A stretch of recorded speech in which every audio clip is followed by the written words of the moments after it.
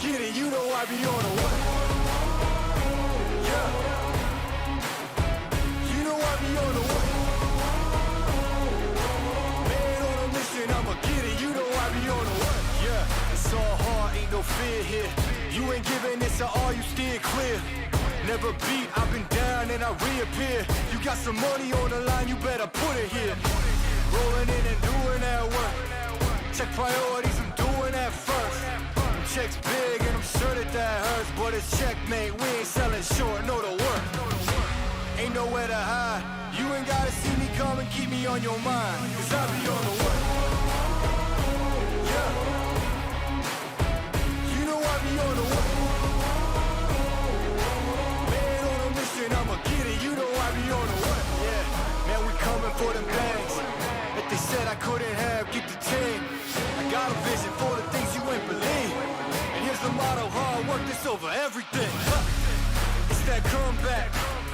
I'm calling plays, hit the pass, then the run back. Yeah, I'm far ahead and gotta run laps. But we ain't letting up, we never done that. Ain't nowhere to hide, you ain't gotta see me come and keep me on your mind, cause I be on the way. Yeah. You know I be on the way. Man on a mission, I'ma get it, you know I be on the way. Yeah, I'm on the way. On the way. Yeah, on the way. I'm on the way. I'm on the way.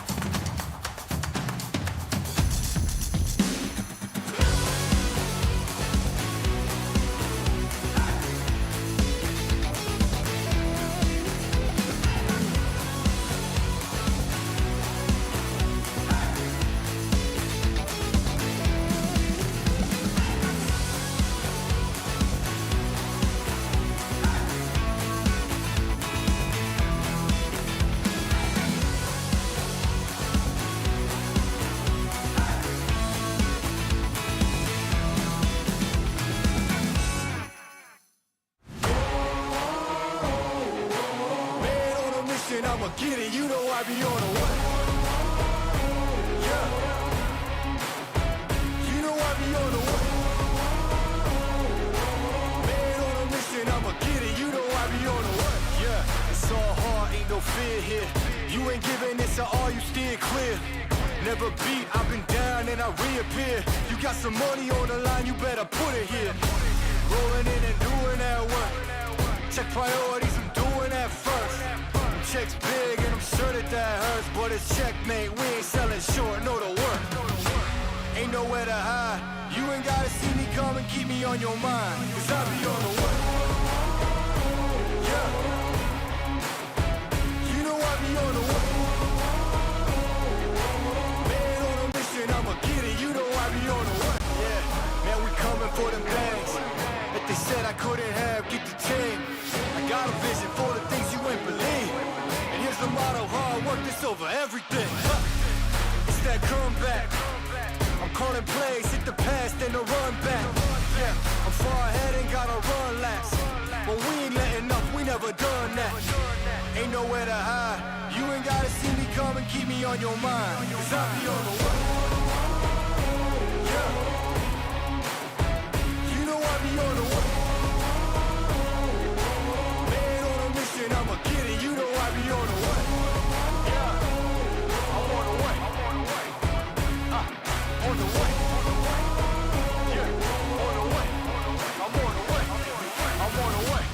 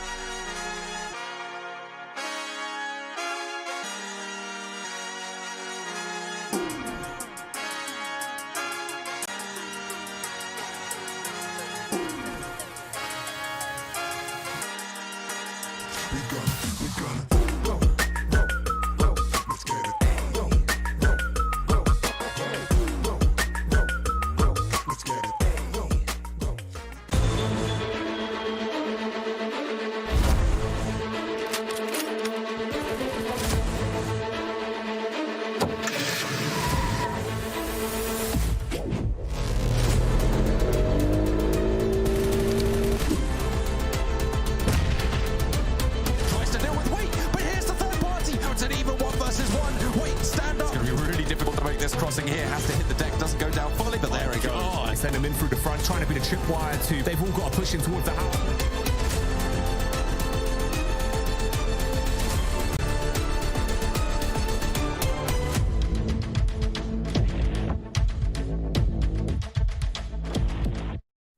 You want more bonus points leading into those finals? Well, this is your final shot here as we move into Phase 3 of PMPL EU Fall to figure out who is going to be jostling for position and getting all of those lovely juicy points going into that final series. Joining me to my left-hand side, I've got Maxman. My name's Kalaris. I'm all jittery and lovely and ready to go here, Max, to get things going. How are you feeling, fella? Yeah, feeling fantastic. We had the Gladiator phase 2, is fair to say. They had themselves a nice comeback also for Major Pride, but this time is the time, as you said, to get as many bonus points on board before heading into the finals, and the PMGC race is getting closer and closer, so there's a lot of stuff online for this third phase. Yeah, definitely. Let's take a look over at socials as well. You guys should get involved whilst the show is going on. Use the hashtag PMPLEU and make sure to go over to TikTok, YouTube, Twitch, everything social media-wise, including Instagram as well, that the man to my right is all about, as he loves social media. And we also have a giveaway, Max. Yeah, we have a giveaway right now. If you do enter the giveaway, go follow Esports PUBGM EU over on Instagram, and you do just type whichever team you think is going to be making it to the championship and winning this season of PMPL. You're going to be automatically entered into the giveaway. And if you win, I'm told you can choose whichever of these 4 skins you like the most, and we'll give it to you. So go enter right now. We'll be picking, I think, at 2 p.m. tomorrow, so you still have time. Small anecdote whilst we take a look at the predictions. I, 10 years ago, had a friend who worked at ESL who not only said to win a giveaway you had to follow the, social media account, let's say CS, he also said you have to follow my personal account and got like 30,000 followers off of it. Anyway, fun times. I like that. Let's do that. But anyway, he called it an experiment. However, I think it wasn't. Anyway, these are our predictions. It's been an experiment for some of us, especially Blank, let's be honest, who's, 0.89 average points. Not that great. He doesn't really have many stars to his name here. Yeah, he's taken some fun picks with Jackie also. I can't really complain and take some experimental picks, I like to call it. Though I do feel bad with Ginny having the highest average because she worked less days, so she has a higher average, and I don't like that. So we got to bump those numbers down a bit. That's not fair. I think it's going to be hard to catch up, all things considered. She was quite fortunate in some of her predictions as time went on, but anyway, that's how that goes. Let's take a look at the participating teams. We've mixed up the groups a little bit here, and we were kind of mulling through these groups here, Max, and for the most part, I don't feel like there's any, mega group here through all of it. It's very well divided. Yeah, it's very lucky that throughout all phases now, we haven't had a group that would mix your major prides, your gladiators, your titans, or your MADBULLS. It's always been pretty diverse in how the groups have been set up, so I do like it. Though I am looking at one group that I would like to see how that's going to pan out potentially. It is Group E. You've got some contenders, I would say, for championship position. You've got your Alpha teams, the MUERTEs, Shockwave. Want to try and initiate a bit of a comeback, but it might be a bit rough in a group where you're always against Alpha Team and MUERTE that have been showing true chops, especially MUERTE throughout this second phase. So I'm looking at Group B. I think it could be interesting to see how they play out, but every group is pretty stacked right now, so it's going to be tough for every team involved. And let's see how those groups fold into the games here for today, as we do have ourselves Erangel, Miramar, Sanhok. Erangel, Miramar up towards the top. You can see which groups are excluded from certain battlegrounds as the day goes on. So everybody gets to play 4 games per day here, sits out 1 game, and then see how everything fares. It's one of the longer days in terms of actual play time here, because it's only 1 Sanhok, so everybody's got to really kind of hunker down here for the double Erangels, for the double Miramars, and figure things out. But let's take a look at overall points and see where we're at so far for our teams, because it has been... I almost said a 3-horse race. It's pretty much been a 4-horse race up towards the top, despite the fact that MUERTE looked fantastic in phase 1. It fell off a little bit in phase 2. Max, what are you thinking?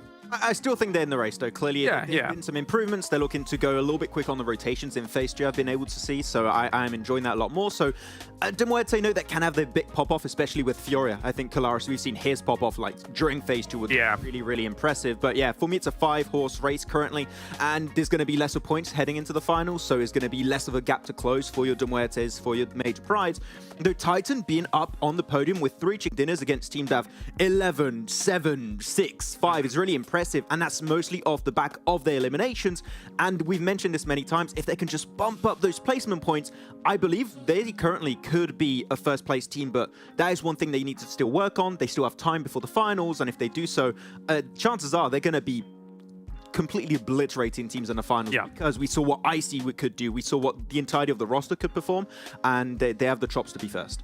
Yeah, let's be honest. I mean, their placements overall have been fluctuating, right? You'll get yourself a first place with tie-in, but then beyond that, you'll suddenly have like 13th, 14th, things like that that eventually don't really lead to many placement points, but they're still able to eliminate people whilst getting those lower placements. But anyway, 9th through 16th as well here. Teams like Dagestan, teams like SBG, teams like VIRTUS.PRO trying to bump up a little bit. One thing that is an outlier to me here, Max, is the fact that KASIK team in 13th place, they have 5 chicken dinners, but still are not able to really rise up the ranks as aggressively as they should be able to. Yeah, it's weird that they're just 13 points ahead of Shockwave that's got 0 chicken dinners. Like that's a really big comparison you can make on the bottom of the rankings. And Shockwave too, we still would like to see them do better, but I don't know who mentioned it. There's like a 4 elimination curse. They eliminate a full squad and then just die. I would like them to go a little bit further down the line in these games and just be a bit smarter about the early game rotations. But currently, if you're at the bottom of the rankings after 2 phases now, there hasn't been a lot of movement, I think it's fair to say. So unless we see like one of the biggest comebacks ever, I think the leaderboards are pretty close to what I initially expected entering. Yeah, I would agree with that. Let's take a look at the bonus points then, because these are the points that will lead you into the grand finals here between all of these teams. And it's not an insurmountable lead, which is really the cool system that actually exists here, but it does give you a little bit of a leg up, something extra to play for here in the phases, Max, to try and eke out just that advantage going into the final. I know we said this many times before, but it can be down to a tiebreaker, or it can be just a single point or 2 difference. And this is what this point system allows you to get. These bonus points can make a really big difference in the rankings. So as you head over to the second page, a pretty significant drop off if you get to your Shockwaves, TUNA Esports. So you maybe want to try and catch up a bit on that bonus points hype train. And yeah, but at the top right now, it's going to be really close. It's good to have, but just like, I think MADBULLS last season got, what, 78 out of the like total 80. It was an insane amount of points they were able to get, and they might be able to replicate it here. So pretty good to go in the finals with that. Yeah, Major Pride obviously having 32 bonus points so far compared to MADBULLS 38. It's just unfortunate for Major Pride that they did so poorly, I think, in that first phase. And actually, let's take a look at the PMGC points, because they initially had fallen behind quite significantly when it came to up against MADBULLS up at the top. However, that second phase, Max, allowed Major Pride to rocket back into #1, but Gladiators is now also joining that 3-way race up at the top. Yeah, actually, I want to talk about Gladiators, as I called it, phase 2. That was the Gladiators comeback phase. I did a little bit of calculation, and I double-checked with Google. Thank you. Oh, good job. For the calculation. Out of the 4 matches they got themselves, out of the 5 matches, they got 4 chicken dinners, of course. But really, if you look at the bigger scope, over the course of 7 matches, they got themselves top 4 in 7 matches in a row. 4 of those, of course, being chicken dinners. They got 69 eliminations in 7 matches. And total with the placement points, 124. That is one of the biggest comebacks I have seen in such a small amount of games. So, and then being able to actually catch up to the big teams for the race to PMGC is impressive. So, like, that was one of the biggest points ratio we've seen in a long time from Gladiators, showing that they perfected edge, now they perfected center. I feel like this is the strongest version of Gladiators we're going to see entering phase 3 and of course the finals. Sure. So just to double back on that, you basically you checked with Google basic arithmetic, correct? Yes. Okay, cool. All right, well, let's continue on then.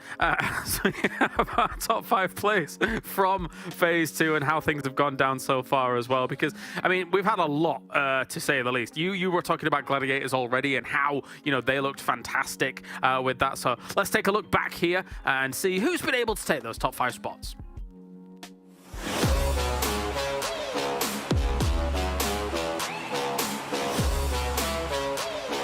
Try and get this arc, or at least easier. First one hits massively, but already there was a first aid kit going through that side. Small smokes going up towards it, including the Molotov, and there's just shots in there. It should be Beautiful damage. Great execution in the way they're playing. The big man with the grenade belt around his waist, though. One. Oh, that is grotesque. Follow up as well, being primed as he's ready to decimate them and leave them absolutely lifeless on the push. The nade will do it. a position that was likely to take him down, but he just knew how important it was. Furia, topside nade, takes down 2, will look for another. The 1v3 comes through. Heals as they're pushed in. We've got Foops Man being hit in the head and shut down there. The nade is outrageous, though. Goodbye, Major Prize. The clouds are parting, presenting us with what will be our final battle. One man, frozen, too cold to hold. Oh, they're giving him the opportunity. Beaking into it with the shotty pump after pump, dealing damage. Needs one more, and frozen. He breaks the ice.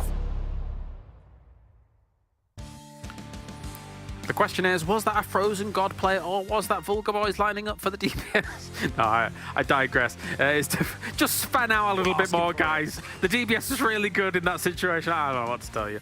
All right, let's focus on Gladiators here, because as you mentioned before, they had an unbelievable set of occurrences when it came to their games. They just suddenly decided, Max, I guess let's win everything. Yeah, let's just start blasting, they said, and they really did start blasting. The averages you're looking at, or you would rarely see this, I think, in any kind of PMPL. Like, almost 9 average eliminations per game over the entirety of Phase 2 is nutty. Of course, those are the matches in a row where they got top 4s in every single game. That is just record-breaking stuff, almost, you could expect from Gladiators in that match. But almost 24 average survival time in minutes. That, Kalaris, that...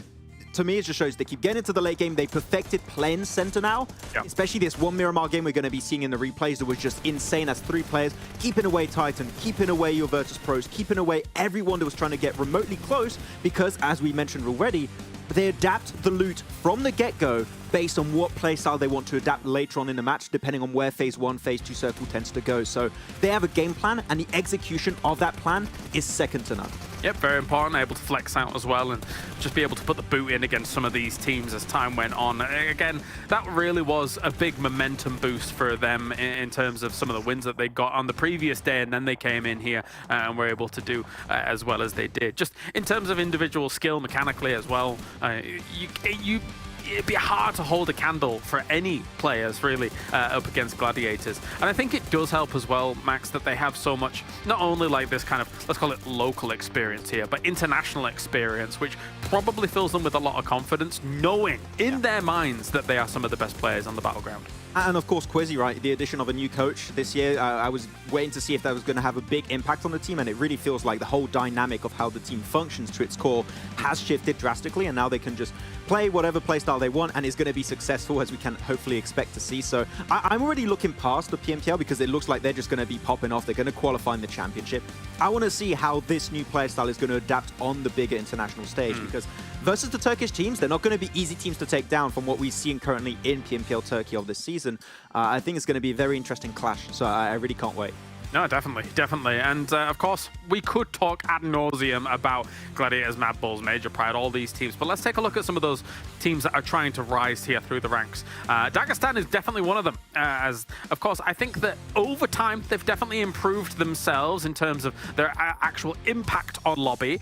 Average survival time, though, went down a little bit. Not much, but a little bit between phases 1 and 2 to try and get themselves on the board here. Yeah, 20 seconds, you can look over that, you can glance over it, it's fine. But overall, average damage increase, average elimination increase, so they're willing to take more fights, which I can appreciate from Dagestan. I feel like they are a team that likes to play passive, but are very opportunistic, and here they've just been going for full-on breaches a lot more often, taking fights, pushing it themselves, which I do like from Dagestan, because clearly, I mean, I've talked about these two players for a long time, Kalaris. I know I mention their names pretty often. It is Shifra and Keep, and I feel like this is one of the new generations, like the Borutos of fragging duos, if that makes sense. Oh, Boruto, yeah, go on. Yeah, it's amazing. And they've been looking really strong, but one player that's been slowly, actually not one player, two players, is Limbo and Zadira in particular, have been a lot more present.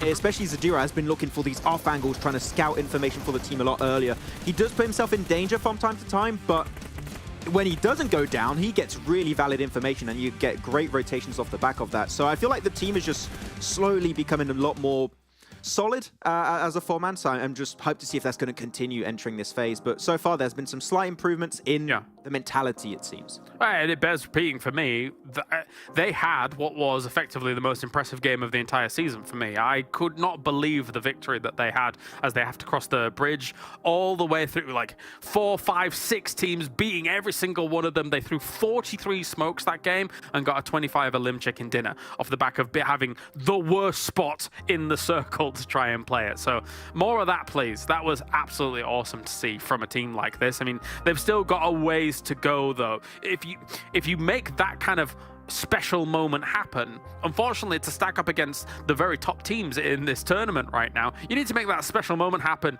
5, 6 times before you can actually catch up, which is ridiculous, Max.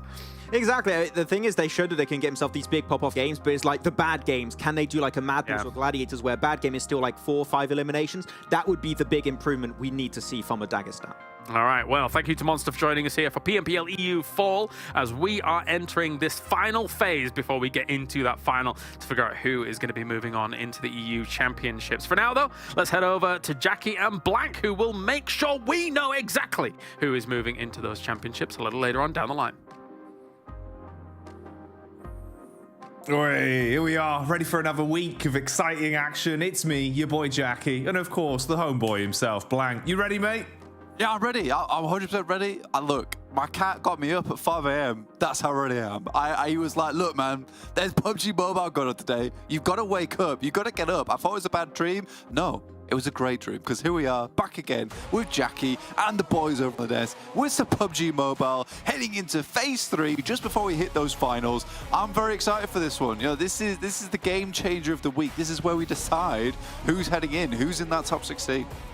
Oh man, this is going to be a real sort of fiesta of a day, I think, and hopefully the whole week will follow suit as well, right? Bit of a change of pace from what we had last week, the back-to-back 6 days with a 1-day break in the middle.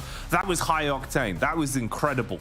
In terms of some of the teams, I think we really saw the optics of who had legs on them, who was able to perform the endurance run that was that real lengthy week of PUBG Mobile here in PMPL EU. And now, Blank, I'm just curious to see where the chips are going to be lying going into this week, right? You know, from the get-go, what are things looking like? Because last week was absolutely ridiculous. Exactly, man. We're going to find out where the chips beds are set up. We want to find out where they're lying down. We want to see which team is going to be waking up to head over to the phase 3. Like you said, this is not going to be the Soberknocker. It's not going to be the 6 days in a row, which was a little bit crazy for these guys. Obviously, they had to really pump it through all the way to the end. Gladiators, they saw that they were sleeping. They were sleeping for a little while at the beginning, then they woke up towards the end of that first week. I think it's probably the best way to have done things. I do feel bad for teams that are really performing very well in day 1, day 2, day 3, because Gladiators kind of chilled out. You know, they were in recess for the first 3 days. Then they were like, look, let's get some points to the board. And they were very much towards that top side. It was fantastic. We saw the PMGC points on the desk over there as well. Very close between MADBULLS, Gladiators, Major Pride. With only about 20 points between all of them. So very interesting who goes to PMGC direct, which would be amazing, and which teams will have to battle their way through that league stage. First circle of the day, though, bit of a mad one, down towards the south side. Yeah, this is, I would like to call this one, Blank, the family holiday circle. If you're in England and you've ever been taken on a family holiday to the Isle of Wight, this is effectively what it's like. You know, you've got to cover that little bit of water, but it feels miles away, and you're not quite sure if you'll ever make it home again. You're just dreaming of it, you know, thinking one day I'll get home and I'll have access to my gaming devices again. Our Wi-Fi, yeah. Please, the Wi-Fi. The Wi-Fi. Look, son, there'll be no Wi-Fi. You're in the valley. So sorry. Frank, look, it's a family holiday. You don't need to be playing PUBG Mobile. You're there like, no, I do. No, I do, Mum. Please. This is very Can't connect without the Wi-Fi. It's horrid. It's horrid. I just ended up playing Risk on my iPod Touch. That's how it goes. Over towards that northern side, we have a lot of teams. We've got, obviously, the old guys in SBG over towards the S9. I think they were kind of picking things up a little bit. I was happy about it personally, Jackie. I feel like they're a team that is pretty happy to go themselves a little family holiday down towards that south side. It's very much necessary. If you want to take a little break, a little holiday, a little vacay yourself, you can head over towards that social medias page, which will keep you nice and updated. And it's a cozy place to be. It's a cozy place to be. Maxman made it look all very, very nice. #1 Airbnb owner on the socials. It's not true. It's not. I was going to say it's not wrong, but my brain immediately just went, "It's not true." Sorry, I don't know. There's some subconscious Max hating coming out there. What's going on? I don't know, bro. It's completely off script. I'm always pro Max. You know, nightmare. But no, it is true. It's a very nice place to be. It's kind of like a campfire type vibe, but you know, on your social media, on your Instagram, on your YouTube homepage. Where else would you possibly want to be? Unless it was a very hot day, in which case, fair enough, you have a good case for why you wouldn't want to be there. But right now it's not. It's a lovely temperature. So get on over there and get your eyes wrapped around what we're seeing on screen as well. Because of course, the day as a whole is now live. We're into our first battleground. We had a couple of small fights going down early whilst we were setting things up. This was one of them. Titan Gaming seemingly first thing onto Dark Project early on. Of course, it's Old Boy to start things off. Oh, did he actually get him with the blade? Oh, fair enough, Blank. Smooth moves there for the one knock. But of course, Old Boy still alive and kicking in this game. He don't go down that easy. No, I mean, he just ripped right through his collarbone with that blade, but survived. To tell the tale, honestly. He's just stapled that bad boy up. He's good to go. Old Boy will just continue on. He's fine. He's fine to continue playing this game. And I do want to see a little bit more from Titan Gaming. We're over towards Ferry Pier. They can head down towards our south side, towards KONINA Power, towards VIRTUS.PRO, as well as Unicorns of Love. Very much a possibility for Titans to start things off strong here. We said that these guys are early risers. They're the type of team that does very well in the morning, it seems, for some strange reason. I think that, you know, they get their breakfast in early, and then as the day wears on, they get a bit more tired. So this first game of the day, a lot rides on it for Titans. It's where they do hit very hard right off the bat. And I think that, you know, you look at Titans as a team in general, throughout most of the weeks, most of the phases, that first day of every start of the phase has been a gigantic one. We saw the 25 Lima that came through. Wow. Oh, it would have been cool if that would have landed. My God, yeah, that would have been sick. He was like, "God, I'm going to do a trick." Don't just land the car. That's all we ask of you. Wow. Yeah, no, that could have been incredible, actually. That would have been about as big as some of the Titan starts that we've been having. But I really do mirror that, you know, I completely agree with you. I think they've actually looked physically at their best during game one of nearly every day. It feels like they just come out swinging, they're ready for for basically anything that's in front of them. And the extra caveat to that is, that's like the little asterisk on the side, is whenever it's been Erangel as well. I feel like that's also a bit of a blessing for them, where if they can get an Erangel start going into things, almost alleviates a bit of that pressure. It sets up the week a little bit easier for them. So just some of the factors to potentially have in the back of your mind if you're wondering how well Titan are going to be playing today. Use this as a benchmark. If they start off hot here, then we'll know the the form's there, they're going into it ready for the day. Of course, some of the other squads that we'll have to look at though over the course of this one. Now on screen, you've got MADBULLS. They were absolutely ridiculous in terms of some of the flow of the games we were seeing. I think what was really nice for MADBULLS is we're not only seeing sort of the fragging potential that's been coming out from them, consistently blowing us away, with Zerich having highlight after highlight, Fleek having his moments, even Frozen really just running away with things from time to time. But the fact that they look so much more consistent in terms of pushing themselves into the final circles, pushing themselves for placement points as well. So MADBULLS, definitely another squad to keep your eyes on.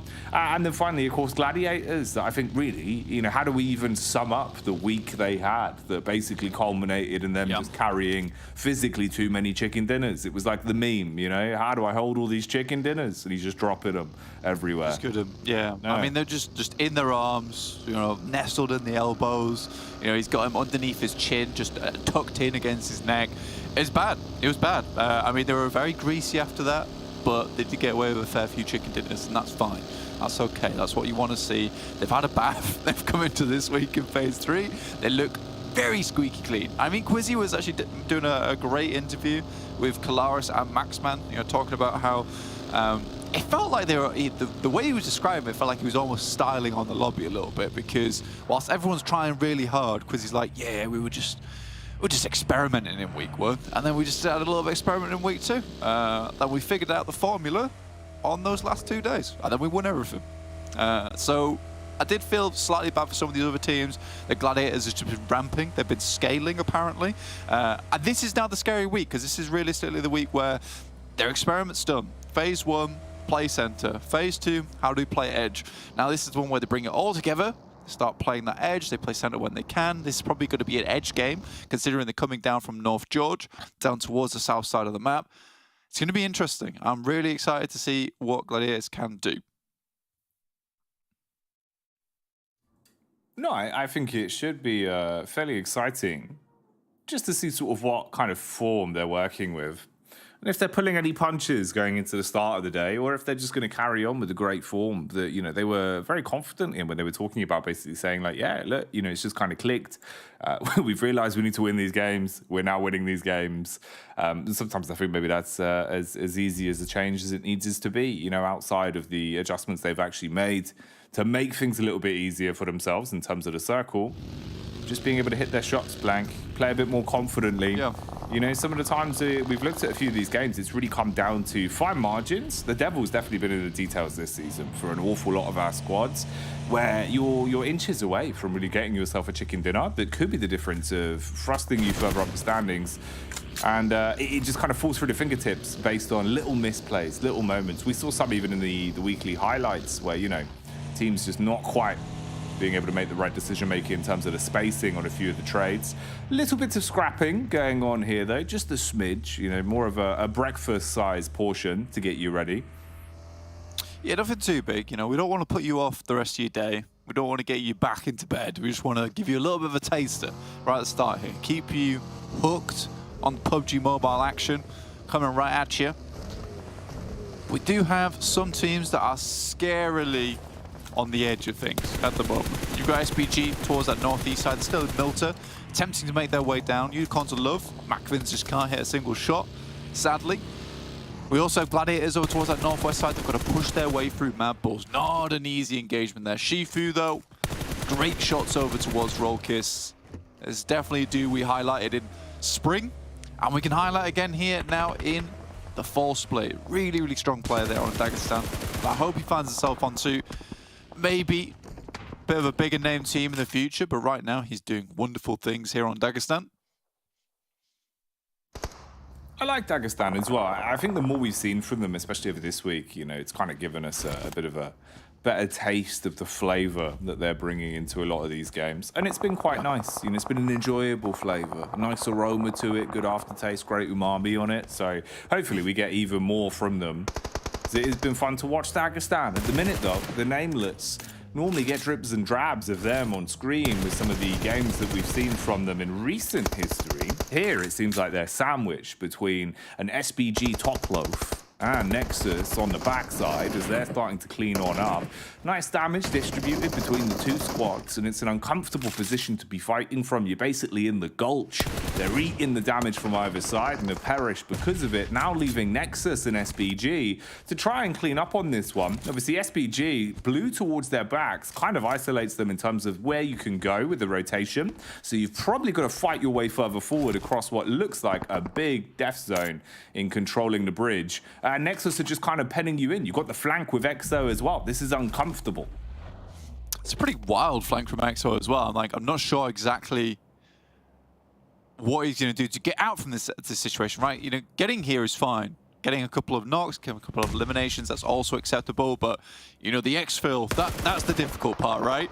Will peek over the top, and that could have been very bad. He's not going to get the bandage off either. Great shots coming back through from SBG almost instantaneously there.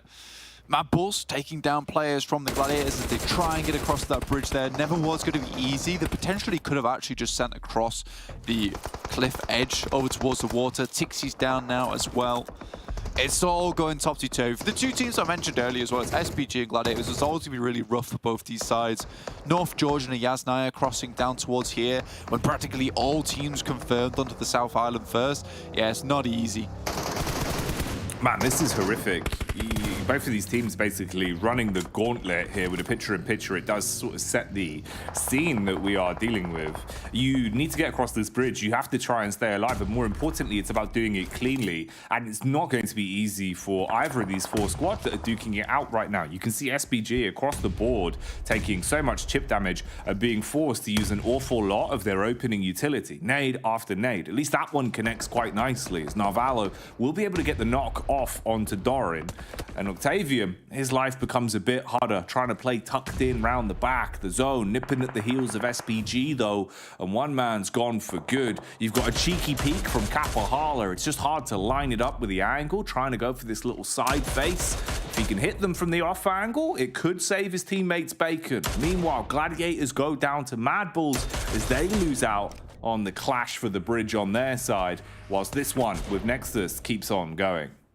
Yeah, this is right now just a pure spite play, right? Where NEXUS has been completely removed from SBG. They've done a really good job to actually push down this coastal side. Disgusting shots over towards EXO. And this is just a case of Kapahala. It's like, if I go down, you're coming down with me. You are not leaving from this position. It's not like you're going to get across the bridge. And they might just go for the full send, the vehicles. And you'll just see if Kapahala can make this one happen. Got Victor as well as Einal's moving out. Now Vala, I think he stayed behind as the backstop, just take some shots over towards Kapahala, who is doing his damnedest here to take down these players. You could see at least the mechanics with it. Decision-making was clean. Just really unfortunate with some of the shots he was putting down range. A little bit off target, especially with the tracing there when he switched to his rifle up close. Couldn't quite hit the mark. Bites the bullet more literally because of it. So NEXUS, what's unfortunate as well is it felt like they actually kind of had control of that situation going into it, right? The way they initiated it. A bit of a bold flank from EXO, sure, but one that if it did pay off, would have been huge for him. Instead, leaves you in massive debt here, thrown straight into the red, where they'll have to climb back into this one over the course of the day, or potentially the next three. Because right here, your chance to make history is gone. No more points for you, NEXUS, with SBG barely limping out of that one and just walking away with their eliminations. I mean, either way, it's like kind of a nice storyline to bring up because this is the first time in a while that we've seen NEXUS actually take control of the situation in terms of a gatekeep.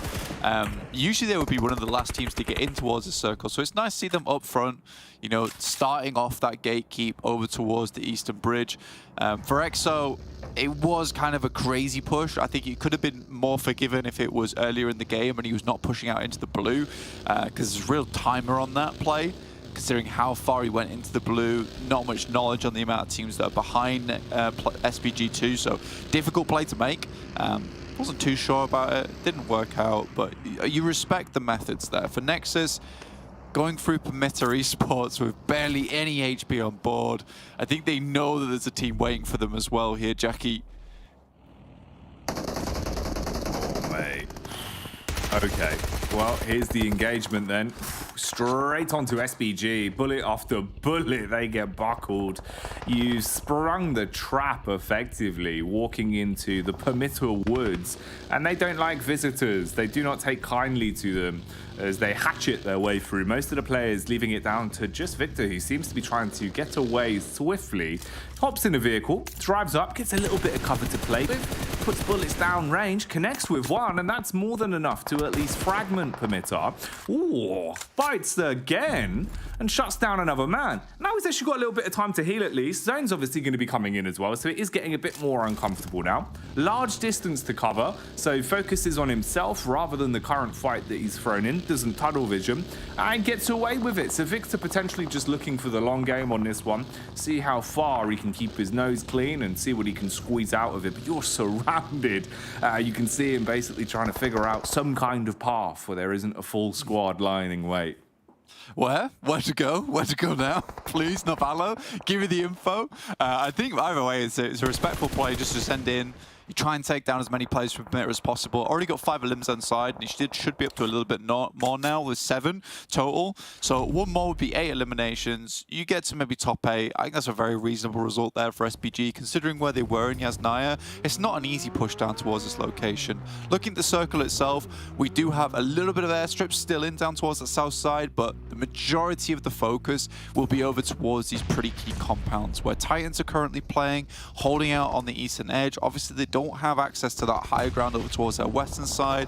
Major Pride on the beachhead. It doesn't feel like it's heading over towards there, Jackie, but if it does, Major Pride could have a good game of it. So there's a lot of locations here where, depending on the circle, it will be a real slog for some of these other teams to take away from the team that gets lucky, essentially. So we'll see what happens. MADBULLS, though, they have done a really damn fine job over towards this western side. They've cleared out practically every single team, and any team they had not cleared out, they've put on the old scary Halloween mask and just sent them terrified, running away from their position. They will have to move further towards the east now as we head over towards this elevated ground towards the eastern side of the map. Titans are still fairly pleased with this positioning. Shaping up to be a bit of a slobber knocker then with our first game. And an orthodox circle to kick things off. It's a nice way to start the day. Definitely throws a little bit of spice in out of left field and keeps us guessing. Might not be what the teams were looking for though. SBG unfortunately expiring on this one as the last man of Victor goes down. He was vicious though, added an extra 2 eliminations before he was taken out. So 7 to start things off isn't too bad in terms of the point gain. Oh, Foops man. Headering a nade there as he'll take that one on the chin a bit more literally. Battles back onto Offhaze and Co. as KONINA Power is starting to buckle under the pressure that's being put on them now. Just 2 men left standing. Becker has to try and hold the line, overwhelmed by Treasley's shotgun to blow him off his feet. Palucci as well. Just trying to reset on the angle. Tresley gets the heal in. You've got the backstab here now. This should be a whole cleanup. KONINA Power go down.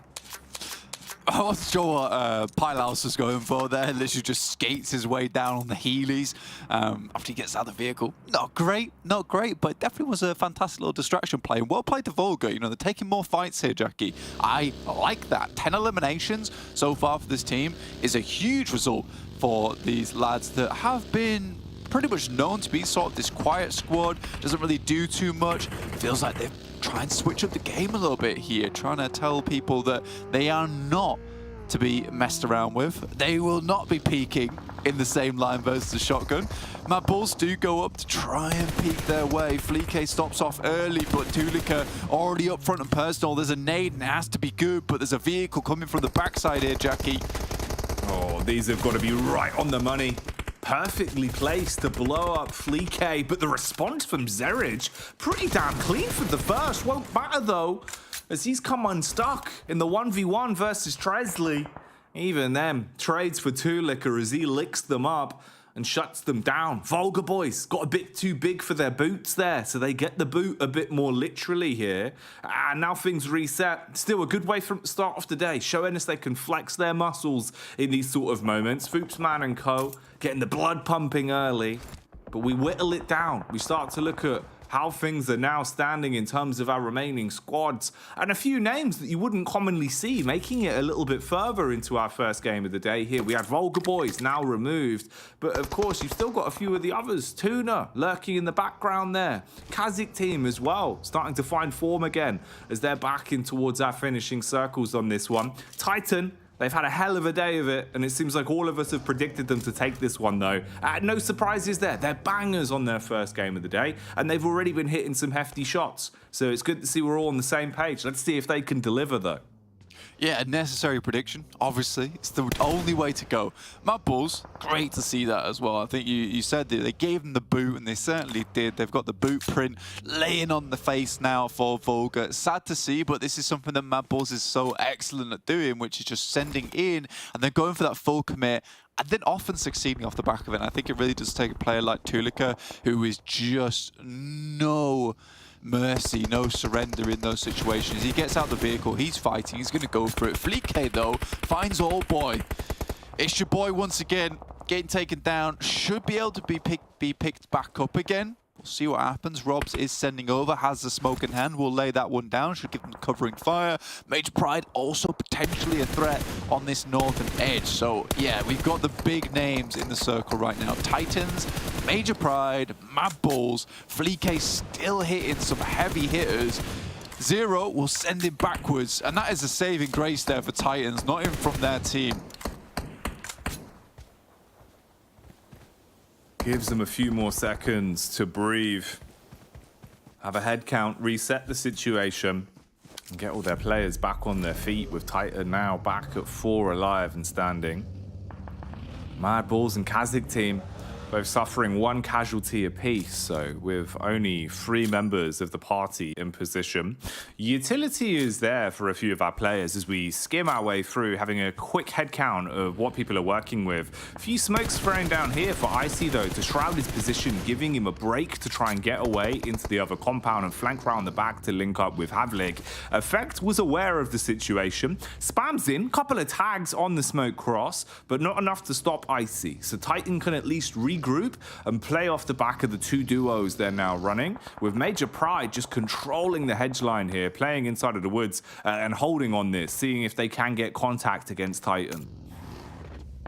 I think, look, we're talking about Major Pride, we're talking about Titan right now, and it's completely reasonable considering where they are in the circle. 2 teams likely to take this game from the spots they're playing, but it's MADBULLS who is just running around, putting everyone in the washing basin, putting the sink on full blast, because they are just rinsing some of these teams. Another one goes down from Zero, knocked once again, and MADBULLS is just trying to clear out as much space as possible. TULA has a nade, there's mollies on the tree line. TULA could do nothing except just try and wander away, stumble back from this team that is just stomping the ground. They just have so many nades, just explosion after explosion, with the fire and the flames nipping at them, keeping them trapped here. This tuna's getting cooked, and this is not what you want to be in.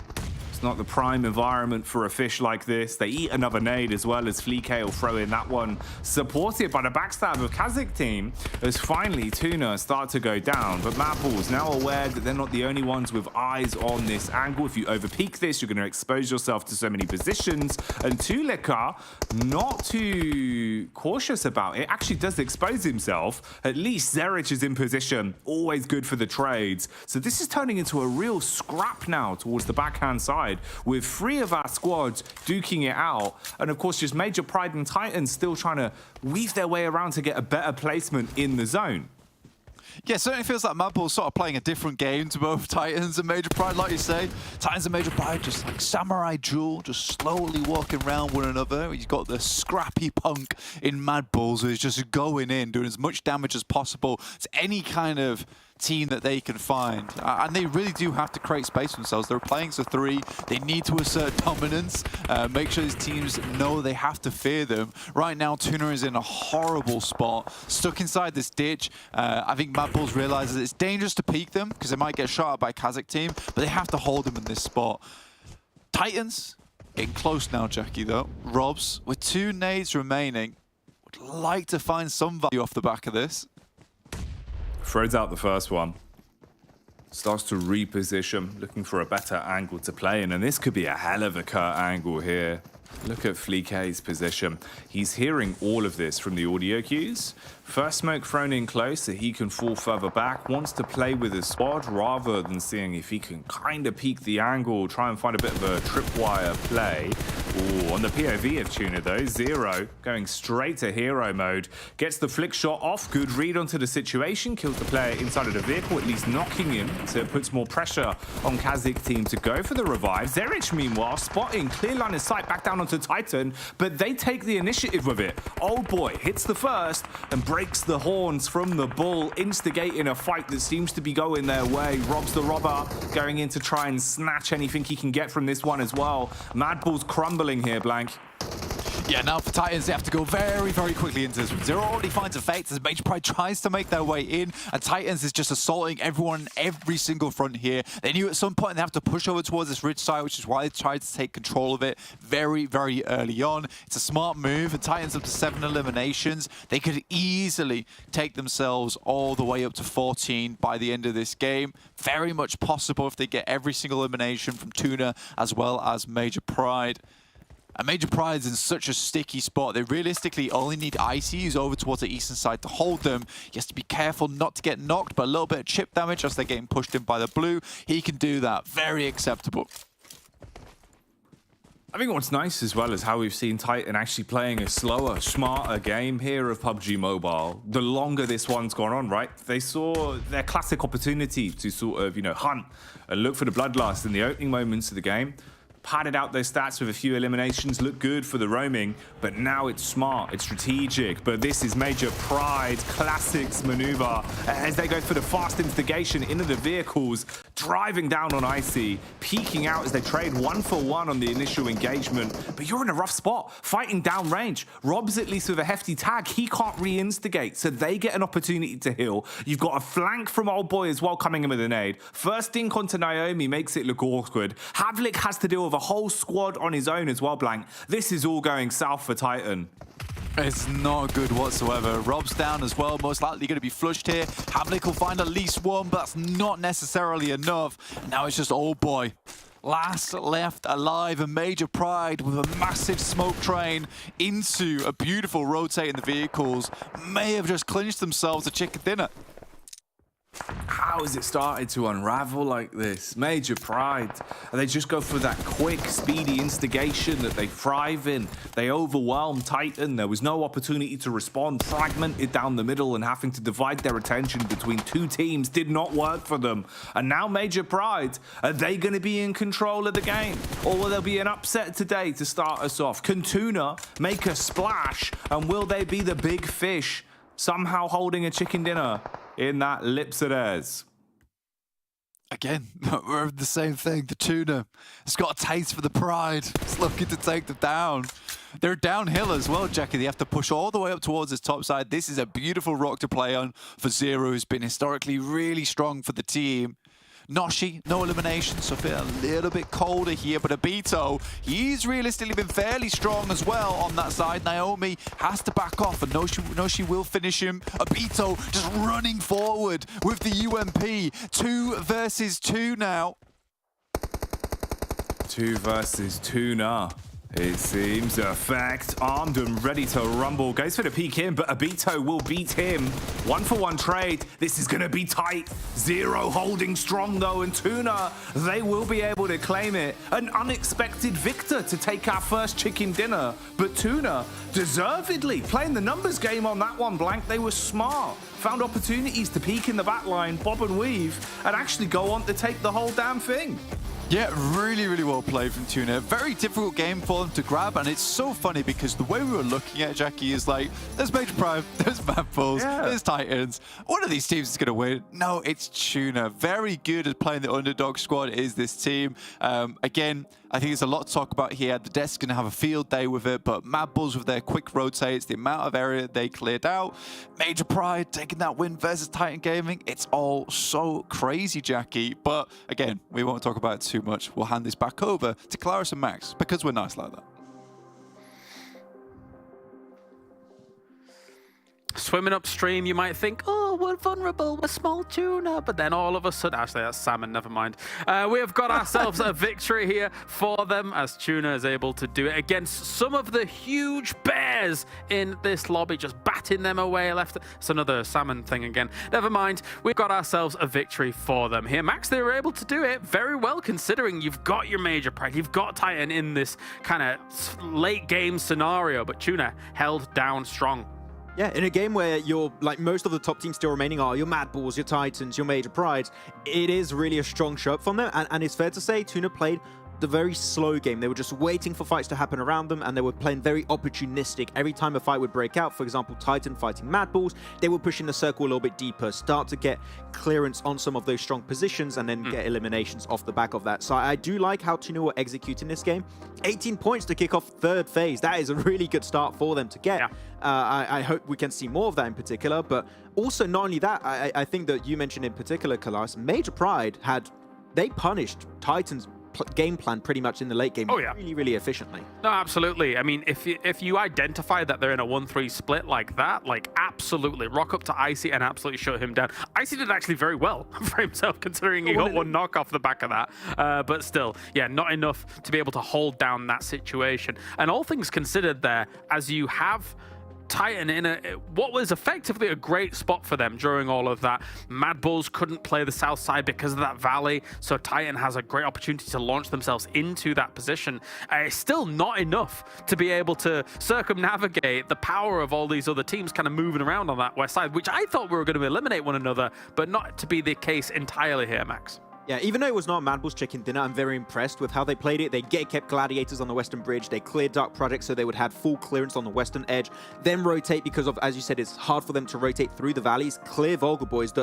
Actually, Vulgar Boys had a decent game in terms of eliminations, but it was not an easy game, but they made the most out of tough circle shifts that were going away from them a lot of the time. So 2.3k damage, 12 elimination, decent ratio for them. Though Titan, we said it many times, right, Kalaris, we wanted to see this team reach the late game a little bit more. We wanted to see more consistency on that survival time. Sure, the circle did go the way of their compound a decent amount, but I feel like they really tried to make sure they were locking down a lot of the positions as they transitioned in the center circle. So I'm glad to see Titan trying things that I think is a bit different from their first two phases, and I want to see more of this, hopefully, moving forward. I mean, if you get a compound like that, you've got to run with it, right? So it's okay for that. Julika, once again, looking strong alongside Flykey, who's got himself 800 damage done. And as much as actually they were able to take the top spots here, like the fact that they had to try and play that south side and then wrap around, I think it's very commendable the way in which they approached it. But again, likewise, Major Pride on that north side, making the moves that they did. It's just like two different styles on each side of this circle, right? That kind of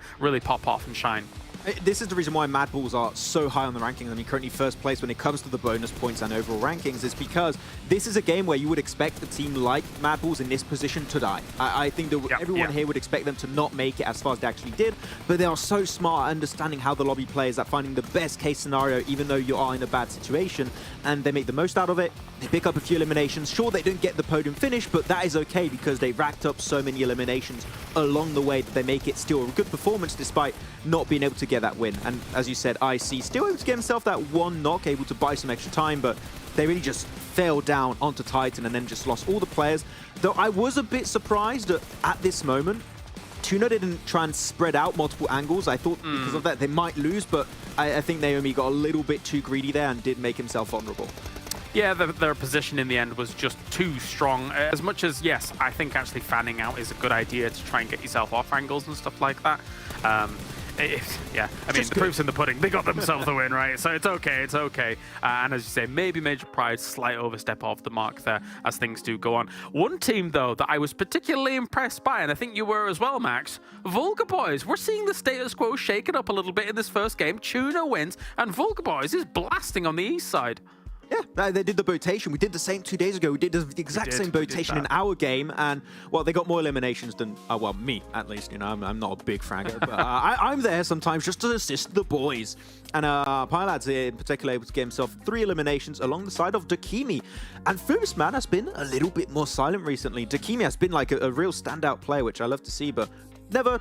No doubt, FUBGM. He'll always be there, Kalaris. He'll always There he is, the FUBGM, with all the power of FUBGS on his side. And, I mean, they looked great on that east side here, so can't fault them for that. I hope that they're able to keep that kind of momentum going here for Phase 3, though. Maybe that is a push for them in the right direction, because honestly, there were some moments in the previous phases where it felt like they were floundering a little bit and not able to round out games. Of course, they were nowhere near rounding out this game. It's not by any stretch of the imagination. They weren't near the final circle, but getting that many eliminations when you've got a situation where you think that you're probably not going to be able to get towards the late game. Awesome. That's a brilliant salvage game, Max. Yeah, and actually as they were entering the eastern side, there was a fight that they won 4v4 that very, very dominantly so. That was them versus KONINA Power. And KONINA Power, we mentioned them many times in their storyline, which is they've been improving significantly day after day after day. And they just completely swept them aside. And of course, that did open up an opportunity for MADBULLS, as we stated. They heard that fight happening southeast, saw that that was a good opportunity to third party it, clear the remnants of VULGAR Boys at the time, then get a decent entry point in the circle. But yeah, I'm hoping that we can see more of this VULGAR Boys, like the VULGAR Boys that was never aggressive enough, that would be gifted circles, but not able to capitalize on strong opportunities. With what we've seen here, you just merged that with their strong positions in Phase 1, Phase 2. Maybe we're going to see some wins coming in through. So this is a good change of pace. Maybe. Let's take a look at how things shape up for Miramar, though, coming up here as we move on to the desert. And it's the usual suspects for the most part, alongside Dagestan and Alpha Team, who have got themselves quite the good conversion rate here on Miramar. Wouldn't mind seeing another big Dagestan win here, Max? Yeah, I would always like to see myself a smiley Shifu. You know, that's always he's so smiley. Makes me happy. He's so smiley guy. Still would like to see Major Pride get himself some stats, so it would be cool to see, but I always believe in my Alpha Team, so we'll see how it goes. All right, well, let's get to it then. It's time to head over to the casters for the Dusty Dunes. Let's go to Miramar with Jackie and Blank.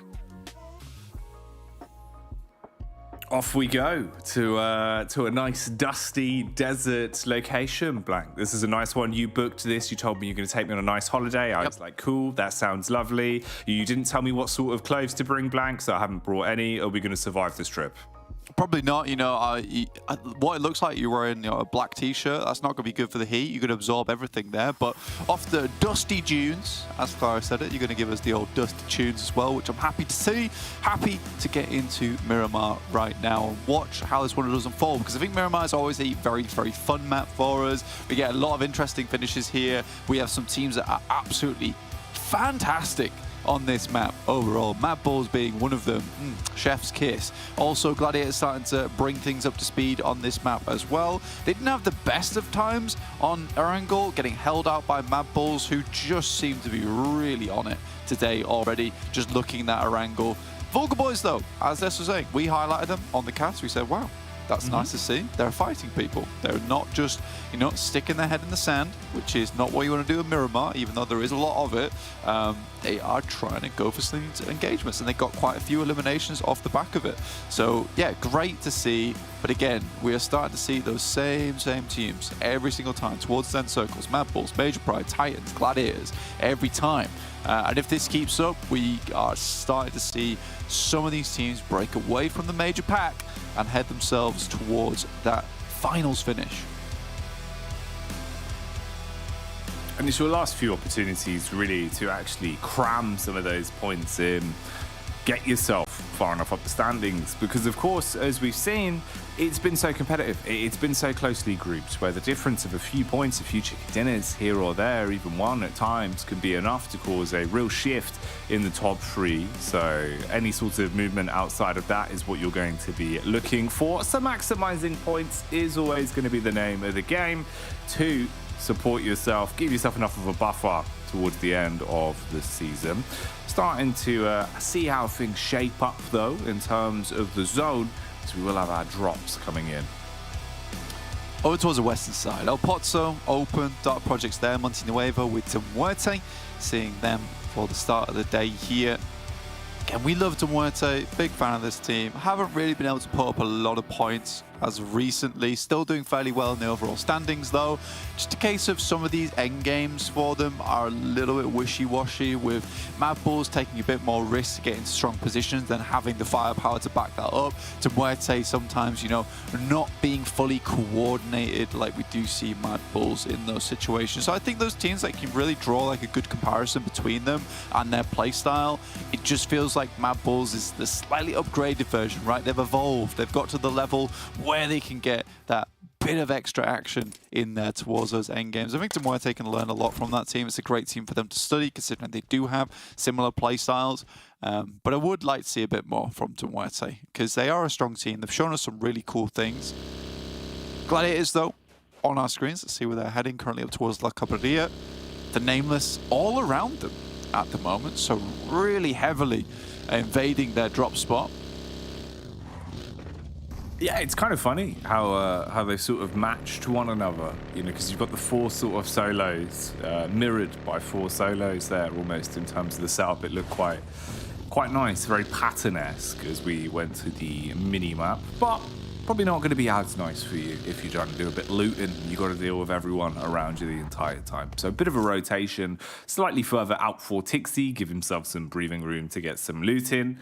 Nexus on screens here as well. Had the right ideas and were willing to scrap a whole lot earlier than they normally do into the previous outing. So that bodes well. Even if they didn't have the best game of it, or, you know, go on for the longest sort of run getting close to the chicken dinner, they at least showed us some good signs in terms of adaptation, being willing to fight a little bit earlier, which is one of the things that I would like to see change from Nexus.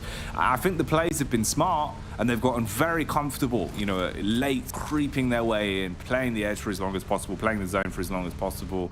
But in this day and age, with some of the squads that we're starting to see, with how things are changing in terms of the pace, if Nexus can attribute that a little bit better, get a bit cleaner and winning some of these fights, that could be sick for them. Yeah, again, it's a great point you make there, because the meta has changed a bit, right? You know, it's starting to shift things up just slightly, and I think you have to get with the times. You've got to read the newspaper, the old PUBG Mobile Herald, check what's going on, because we do have a very much center-based lobby now.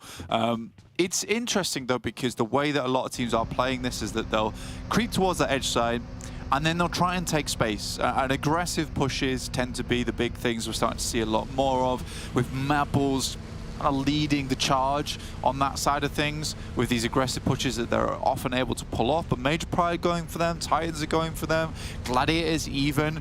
I think for Gladiators, their main issue is the fact that they do lose players on the approach a few times, so the coordination when it comes to those team fights where they have to get a bit hectic, you know, things don't always go to plan. You sort of have to have a plan B, plan C. Even further beyond that, a lot of times you got 2 plan Bs in there for whatever reason. I don't know. You know, maybe it's plan B point 2. Plan A, plan 2, plan Z. You got all of them. You know, plan beta. Go through the numbers. Yeah. Exactly. Yeah. You could do some Roman numerals. So you plan like VII. Yeah, it's amazing. I mean, it would make things slightly complicated, and I would probably ask my IGL, why do we have all these conflicting names for the plans? Where are we on the strat book? Page 2, plan Fluffy Bunny. What? What? I don't know this playbook, man. Come on. I didn't read that. So yeah. So I think some of these teams, again, like what we're trying to say, what we're trying to say the other day is you do need to be doing a little bit of improvisation. Which is very important for these guys. I think that's starting to be the big game changer, especially for teams like Major Pride, Titans, MADBULLS. They're very good at that. It's just switching things up on the fly. And again, we can come back to Nexus on that front, because a lot of times this team, they've got one play in the playbook at the moment, which is head towards that edge side. Not comfortable to get messy with it towards that end game. But I think shown off from where they took that position over towards Bridge on the eastern side, they're starting to try and get some practice in. Again, Phase 3, it's slightly late, but I think for a team like NEXUS that is constantly on the rise right now, and I say they're one of our biggest improving teams, it bodes well for next year and potentially the finals. I think they should get into it. I think it's good as well, right? Because obviously, you know, you kind of have that blessing of if they are able to keep themselves in the runnings to make it towards finals, if you adapt a little bit, give yourself a bit more breathing room to play in, potentially you are able to hide your player style a little bit going into those finals, makes it harder for some of the other teams to have you pinned as easily. So, could be one of those. Maybe switch it up a little bit, see how the chips start to lie, see if you're content with the changes that you found. We'll come back to that point later on, though. We'll see if NEXUS can prove anything else to add some more points on their side over the course of the day. Meanwhile, here, you got a bit of a brawl going down at the barn. That's what we've been seeing, with PERMITTA taking control of the compound here, lobbing out the odd bits and bobs and trying to keep their heads down, whilst KASIK team hold them in. 3 of the 4 players here, though, with one of them a little bit further back. Seems like that's English just running around, having a little bit of a scouting mission towards the wayside, with PERMITTA basically just stuck in place. Again, it gives me some bad flashbacks, man, over towards Phase 1, where it's a case of PERMITTA Esports as 4 trying to push over towards KASIK. You only had 2 players, Trofka and English. I think that's where we start to see KASIK's return to form, really, on that day in Phase 1. Even now, I think PERMITTA's a little bit worried to go for this one. KASIK team understands that they don't want to spend too much time around this location. It's very easy to get caught up towards this barn side, towards longhouses.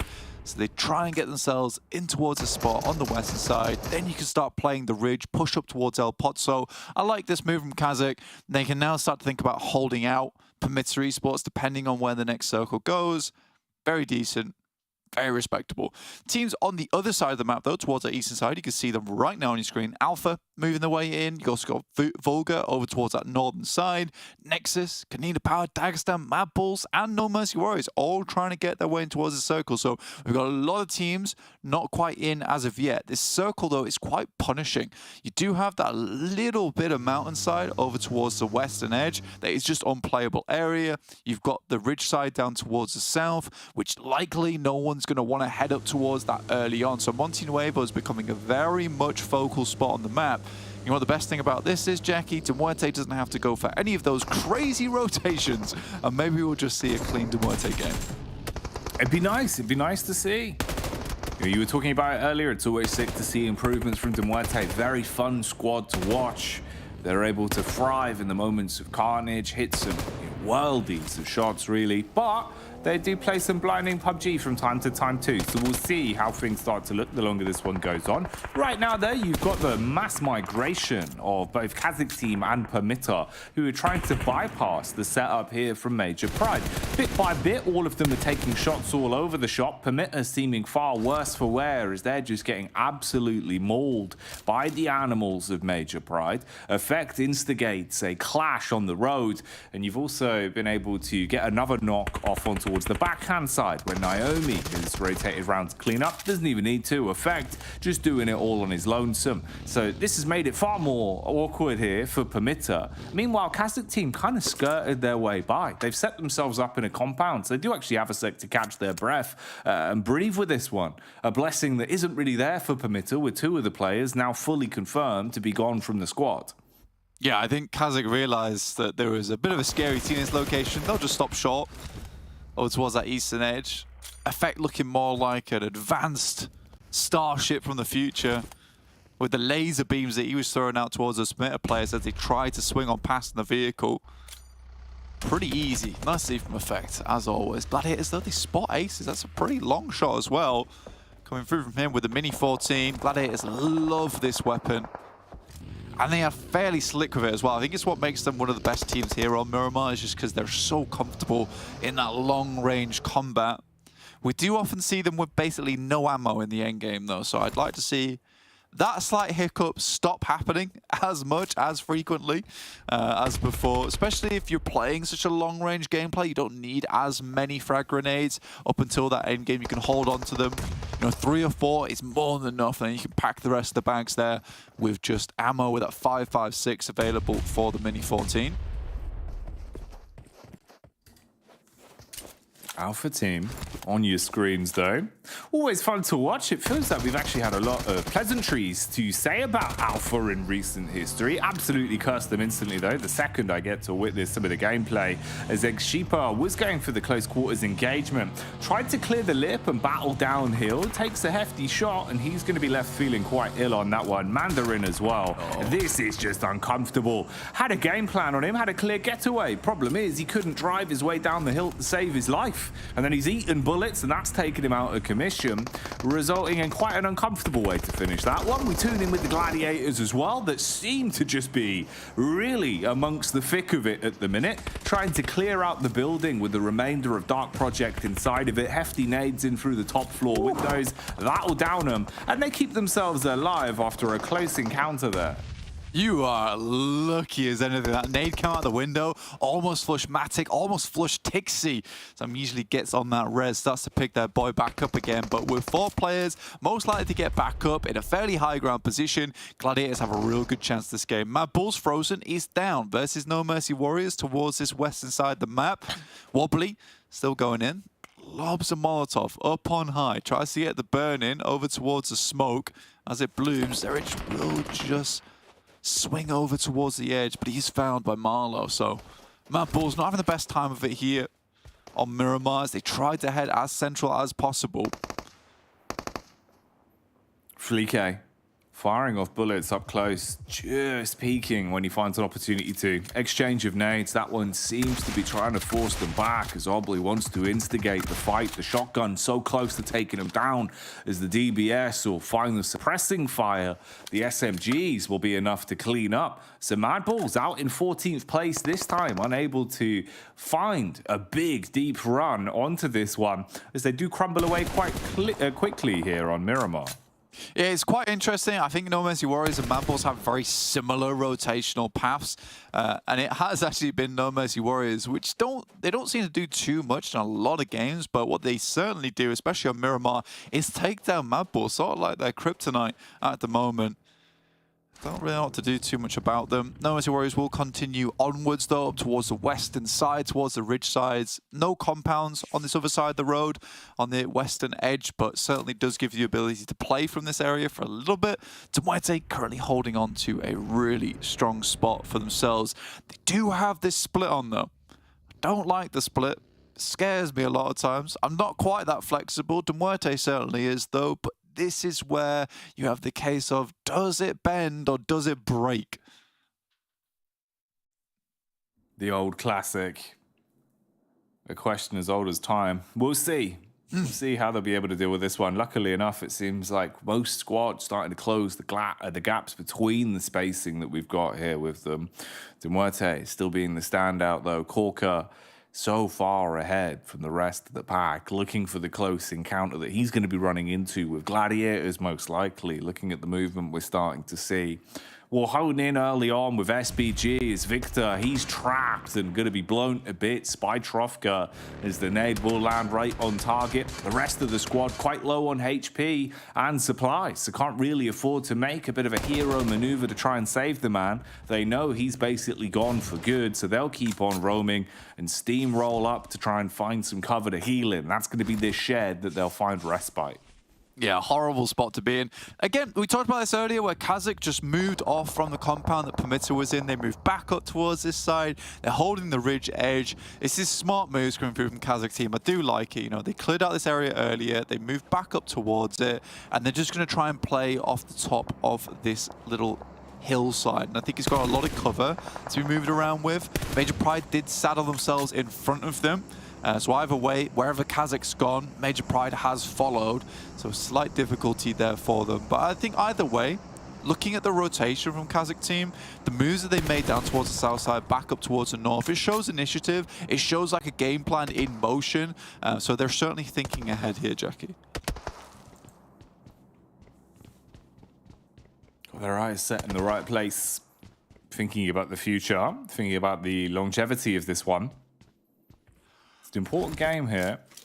Feels like really this whole week has so much more pressure riding on it for some of our squads that are only a stone's throw away from giving themselves a couple more points here, getting closer and closer towards finals. Malloy forced to fall back a little bit, not really liking the spacing that he's being presented with a squad so close towards him, playing directly underneath. You've got a bit of line of sight to play off in terms of his teammates' contact, and Rogo really does take a hefty hit on that one. So Malloy re-peaks off the back of it and does clean up onto both of those, scavenging those eliminations away and stealing them for MUERTE. You kind of respect the MUERTE still going for the split as well, and I do like where they're currently playing. Like, yes, it's a little bit dangerous. One player goes down, suddenly you're going to have to collapse on towards that player. You suddenly lose a lot of pressure around the map itself. But for them, the positions that they are in, they're quite inaccessible to a lot of teams. So right now, this is very smart. You know, they're doing exactly what we saw there, is that any team that's a bit of a straggler, got 2 players or less, they're just trying to take them down, clear out as much of the lobby as possible. Corker taking shots over towards Gladiators, I think that is, or over the way completely to the Nameless, who have to push in over this roadside. And the Circle still keeps a lot of these teams in towards their little elevated positions on the map. A lot of little compounds to play around with. I would laugh if this heads up towards the northern side and we have to have an urban finish.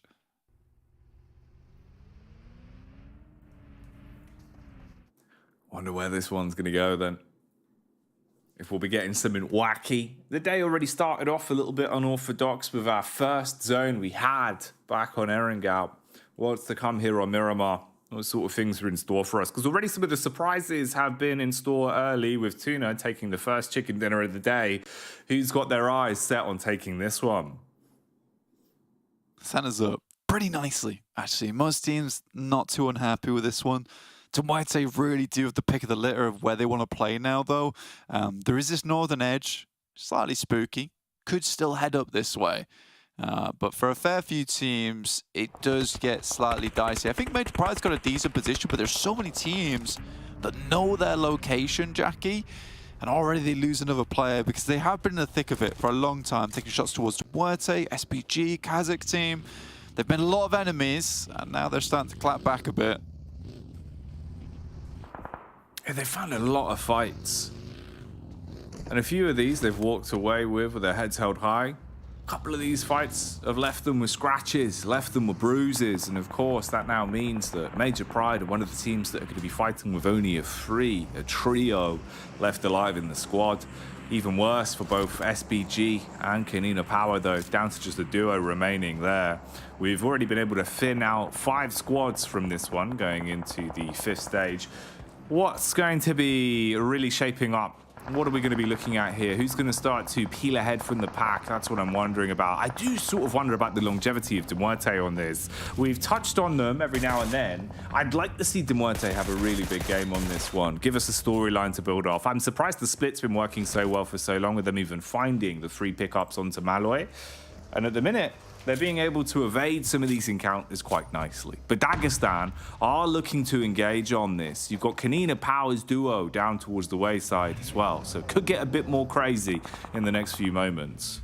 It's sort of where MUERTE has to really regroup now. They have to confirm on a spot, play it out. You can't really afford to be going for this big split now. There could be a lot of teams over towards this area, over towards this part of the map where single player gets picked off, it's over. We got one wildcard Gladiators pick coming through from Kalaris over towards that western edge. Everyone else has gone for MUERTE. We want to see if they can confirm this one up. Corker still playing his high ground. The rest of the team moves in. Zadira already drops from Dagestan. This is a good start for MUERTE, but that's a nasty nade, but it pops just a bit early there, Jackie. That could have been humongous.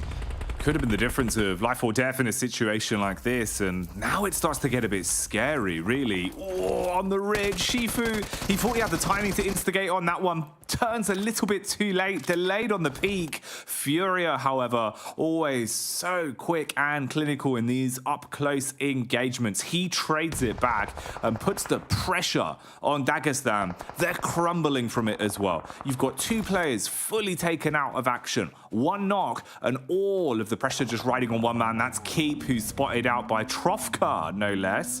So KASIK team even finding a small third party at the end of this one, and now potentially setting their focus onto MUERTE here. There's nice spacing between them, but it could be something to build into.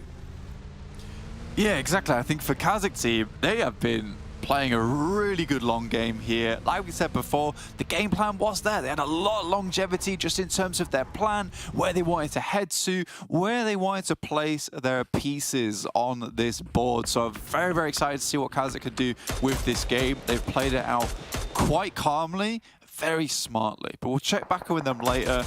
MUERTE, they regroup a little too slowly for my liking, Jackie. Quite honestly.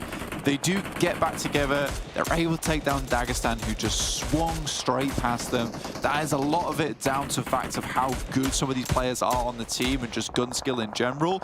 But now they need to start thinking about how they want to play the rest of this game out. They continue to go back out to this 4-man split. Scary. Once again, I don't like it, but there it is. This is MUERTE to a T.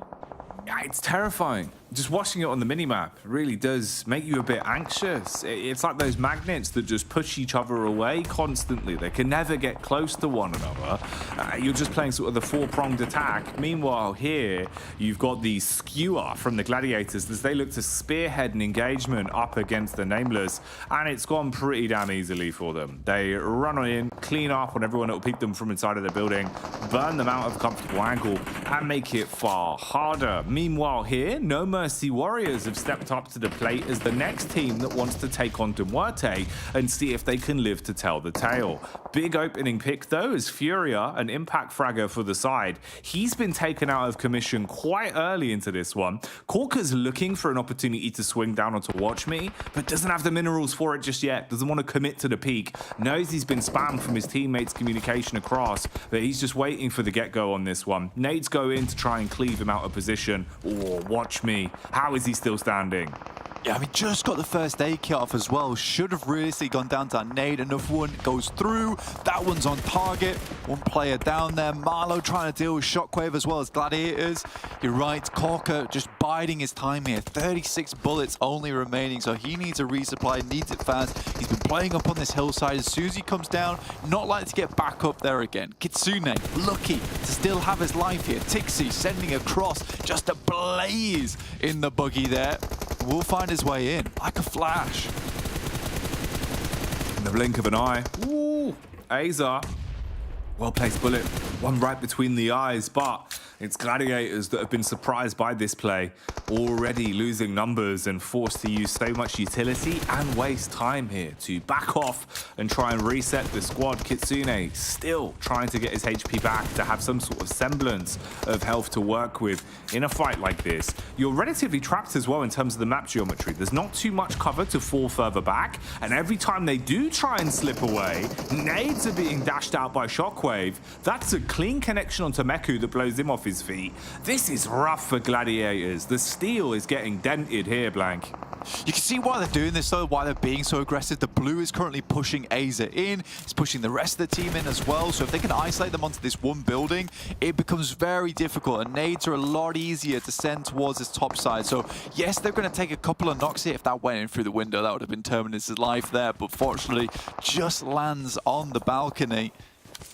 But yeah, you can see why Gladiators were so aggressive. They do get everyone back up again, but they will also have to move. MUERTE might be able to take precedent over towards the eastern side of this high ground.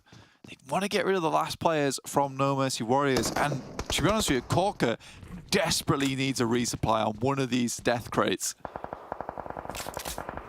He needs something to work with. You got to give him some ammunition. Something. Surely at this point, he's basically fully out of ammo. Or he's been able to reloot. So Corker's back in the game here. That should at least rearm him. Oh, Malloy.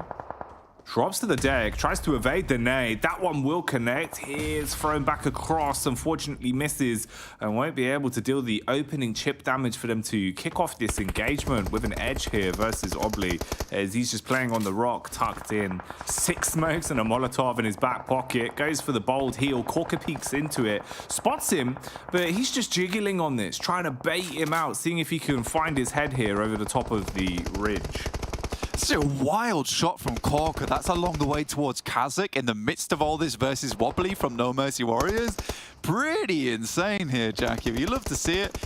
How did he get tagged by Molly? I'm really confused by that. But KASIK team could have been a really big contender for this game. But Trofka going out this early is really good. Gladiators have played a very fantastic game here versus Shockwave. It has been scrappy. It's not been easy, but it's just a little bit more they have to do to finish it off. And they will continue through here with 4 players, 10 eliminations. They've done so well, Jackie, from this Western side. Like I said, this has been a difficult push for them, and they've shown real gusto to get to this point of the game. Yeah, this is mad. The MUERTE haven't really been conforming to any sort of rules either. They've been playing a tremendous game, going by the beat of their own drum, and you can see again here, they're still trying to fight their way through this, being able to shut down KASIK team at every opportunity. So in terms of the brawling, it feels like both Gladiators and MUERTE, well, they've been delivering. Foomsman, though, stealing away the spotlight, as he'll be able to hit a tasty shot on the Mini 14, downing one of the players on MUERTE. You've got what remains of VULGAR boys here, just the duo of Foopsman and co, now on the move, looking to see if there's anyone else that's going to peek into them. They've got a read onto the back line where Gladiators are coming from. Oh man, this could get a bit more interesting then towards the final 4 teams, with both MUERTE, Gladiators, VULGAR boy and Major Pride being in the kickings. Yeah, VULGAR getting a little bit offensive here in the games, taking some nasty little pot shots over towards him. Foopsman popping off, most likely to go down here. But again, this is another late finish from the VULGAR boys, top 4. This is actually fantastic to see. Not a bad amount of eliminations, another decent placing. We'll go for the smoke train now. Needs one a little bit in front of this one to get over towards Major Pride. I mean, this is the danger area. This is probably the position that you should have smoked first. And it's the one they've left the biggest gap in. Bit confusing, but again, getting across the road there, either way, it would have been very difficult. Those smokes had to be a bit more sporadic. But again, when you're in that moment where you're being pushed by the blue, the pressure is on a little bit, Jackie. I'll give them that. I'll give them that. Yeah. Now we're down to Gladiators. To MUERTE, lost a player as well. Matic, though, spots black-white. He sat inside the building, and Major Pride had just kind of sat this game out for quite some time. 2 eliminations, but a top 3 placing. Very nice for them in terms of their PMGC spot. This is what they want to see.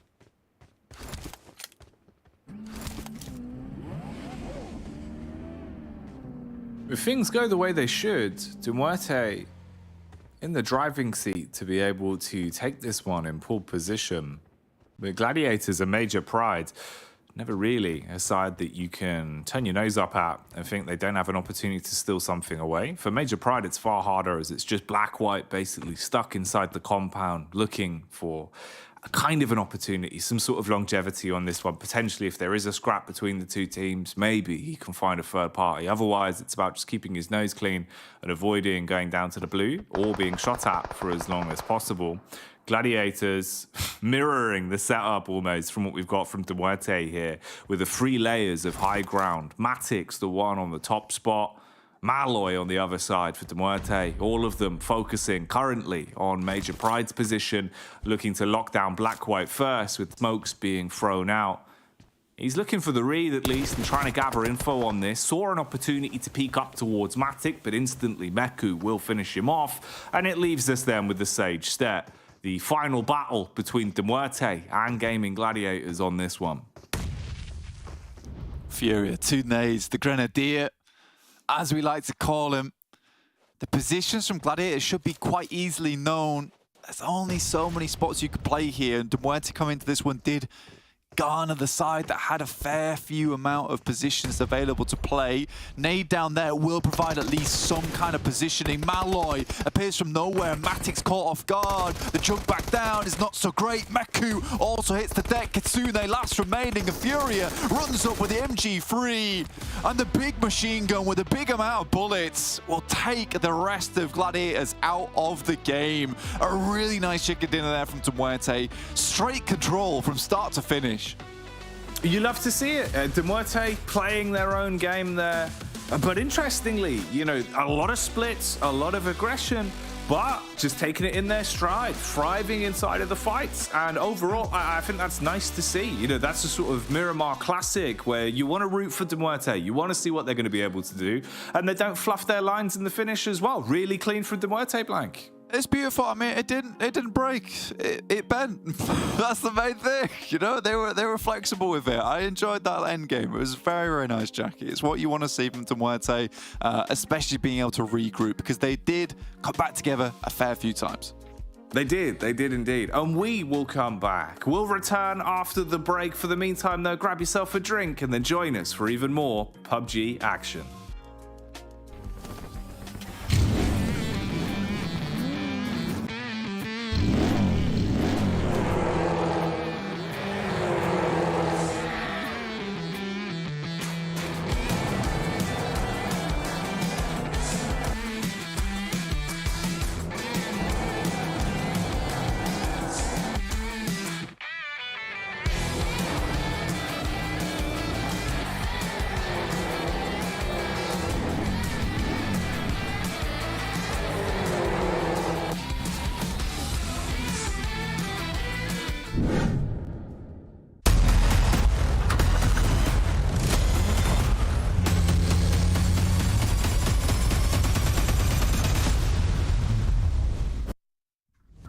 MUERTE slipping, sliding, swerving, getting themselves a chicken dinner here for our second game of the day. They had a lot of options available to them from the position that they were playing, and they were able to strike gold here, Max. Good stuff.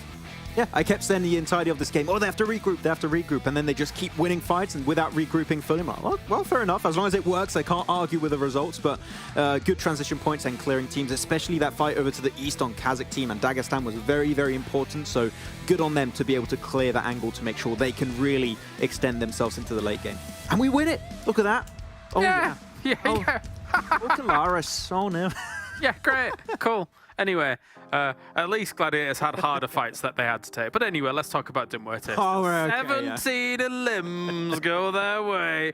27 points. To be fair, that's a huge game to start off Phase 3 here, Max, considering that they were not one of the gatekeepers, but one of the teams knocking on the door, right, when it came to that top pack. And MUERTE, what a start for them, Phase 3. Yeah, I mean, as their first game, right? This was their first game, then they just start popping off and blasting. It was 27-pointer game to launch themselves in Phase 3, so really good start from them. Third, you said Gladiators, interesting fights over to the western side that were not easy to take, and Shockwave gave them a decent fight back and forth, but really Gladiators just, we know Kalaris, they have the fragging power to just tear through everything, and here Shockwave are just not going to be up to the task, and GG just got nice in a top 2 position that was not given to them compared to MUERTE that, as you said, had many options and very easy transition points in a circle like this. Yep, no, for sure, for sure.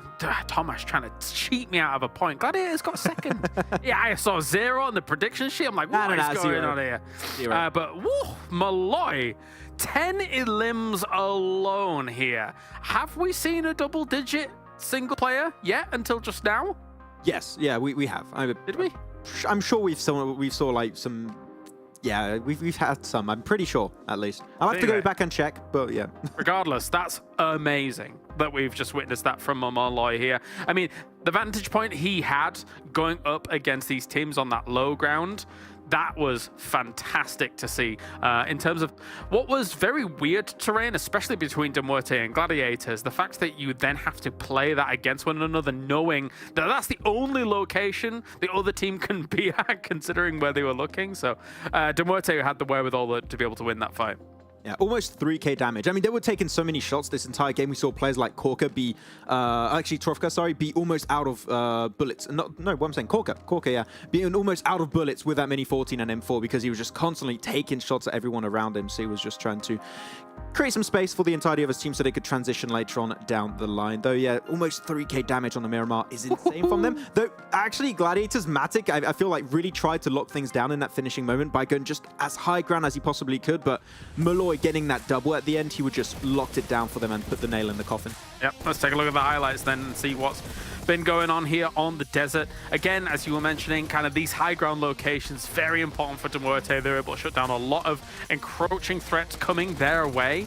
But at the same time, whilst we take a look at the highlights as well, I was impressed at actually how much Gladiators were able to win out those fights on the west side, Max. I did not think that they were going to be able to beat out SHOCKWAVE, considering SHOCKWAVE effectively wrestled their compound away from them and had that building advantage, but not to be the case. Yeah, thanks to an opening knock, I think, on Kitsune at the time, and they were able to just cross over the road and actually play the northern side of the compound. Though, this is a very interesting fight because SHOCKWAVE initially had a good start to the fight. They got 2 knocks, and I was expecting, okay, they have smokes, they can block out visibility, cross over, clear the team, and then start playing that ridge. Instead, they slow things down. I think they res or just heal up their players, then transition to that ridge line and just leapfrog Gladiators. I think SHOCKWAVE should have fully pushed it at the time and just got the team eliminated, but they just waited it out a bit too long. I liked the jump shot of the MG3 from Fury at the end as well there against Gladiators. That gun, man. Oh, that gun. Anyway, let's take a look at the overalls here as we spray hip fire into this, with number 1 being MUERTE, 27 points off the back of that one game. TUNA currently in 2nd place. We'll see how long that lasts for. Likewise, though, I suppose we'll see how long 4th VULGAR Boys lasts for here, because it would be awesome to see them, these two teams in particular, continue that on and really shake things up at the top. Yeah, unfortunately, this game of Miramar we just played, a lot more VULGAR Boys-like. Unfortunately, not able to get too much presence in the late game. But yeah, if they just get a little bit of a confidence boost and then start taking more fights when they have strong positions, that's the one thing I'm waiting for, is when VULGAR Boys are going to be gifted a circle, because it's going to happen, Kalaris. It's happened in the past. It's going to happen in Phase 3 at some point. I want to see them zoning teams away just a lot more aggressively. So if they do so, maybe a win will be coming out from VULGAR Boys, but they need a big Phase 3 because the first 2 phases, it wasn't quite that. Yeah, want those extra bonus points on the board. Titan here in 9th place with the 12 points overall. NEXUS and KONINA Power, 2 teams I have my eyes on. Really want to see them step up here throughout Phase 3 as well. They have the potential and the chops and the ability to do it, but will they, Max? I mean, so far, NEXUS have been fighting SBG the entire time, so you know who I'm going to be supporting in that matchup. But SBG keep winning those fights. Yeah, it's weird. NEXUS keep going for these weird splits. They did it on Erangel early on the bridge where they sent Exo behind and he was getting a little bit too aggressive on his peak, and we saw something a bit similar here as they were leaving Power Grid. So I'd like to see them play a little bit closer to one another if they are taking these early game fights, because they tend to get punished really easily. All right, well, let's check in with Monster Energy. They are here fueling all of PMPL EU Fall. Even a big thumbs up from Max as well. Wow, thanks, Max. That was cool. Do that more. We are going over to the commentators. To get this going, we're going over to the jungle. It's Sanhok with Jackie and Blank. Hey, welcome to the jungle. Well, it will actually be a video game that probably does have some fun involved in it, Blank, because this should be another banger. Yeah, I mean, I hope there was some fun involved. Otherwise, what's the point? What's the point of video games? There's no fun involved. I bet MUERTE was having a ton of fun that last game. Fury with the MG3 jump shot, getting pretty upset with the fact that Malloy got 10 eliminations. Usually, he's the lad that's bringing all the pain, all the firepower, but Malloy, really big step up from this guy as of recently. Definitely the first to get double digits, 100%. I've not seen double digits on a player before in this tournament, that's for certain. But we're heading over towards Sanhok now. Our playing path is over towards that northwest side. Bit of an awkward playing path, I'd say, for a few teams. We will not have MADBULLS playing KASIK, Unicorns Love, or the Nameless. So the only really big name here, I would say, is MADBULLS, potentially KASIK. I think they've done fairly well that last game. Obviously didn't get as far as they had liked. Some really good shots from Corker to take them down on their rotation into the circle. I think maybe they could have done a little bit more. But after that last game, Malloy sends herself up to most eliminations off the back of a single match on Miramar in #1 spot with 10 elims. I think MADBULLS not being here might make things a little bit easier for Gladiators on their rotation towards that south side if we do get a south shift on the circle here, Jackie. Also, KASIK team not being in the game means the Titans have Painan for free. Yeah, that's one of the fun things about it. You know, for Titan, obviously not having to duke it out early, potentially, because the difference of them actually having a good game of Sanhok versus a kind of average game where it feels that they struggle a bit is genuinely if KASIK team is going to fight them early for control of their go-to drop spot. It never ends well for either of the squads. Someone always walks away as a free, so always a bit worrying. Glad to see we get VP back in fruition here as well. I always like seeing a bit of VP on Sanhok, so I think that'll be quite a fun watch as well. Yeah, VP on Sanhok, great little gameplay they had from them. A lot of times playing him from that edge side, they find some cheeky positions to head in, take out a couple of teams around them, carve a lot of space out of the situation, and then play off the back of that, which is always fantastic to see. I really do like that a lot. It's funny, you know, because we talk about Titans in Painan a lot and how, you know, we see KASIK team drop on them. It really just causes them to have a bad time. If you want to look for a good time, though, over at PUBGM Esports EU, Esports PUBGM EU over on Instagram as well as YouTube. You can scan the little QR code as well if you're feeling lazy. If you're watching over on the PC, you got your mobile phone out. If you've got two mobile phones, you can be real fancy with it and scan your QR code on your other mobile phone. Don't know how many people have got that chance to do that, but if you do, you're a cool guy. Guitar sounds ensue.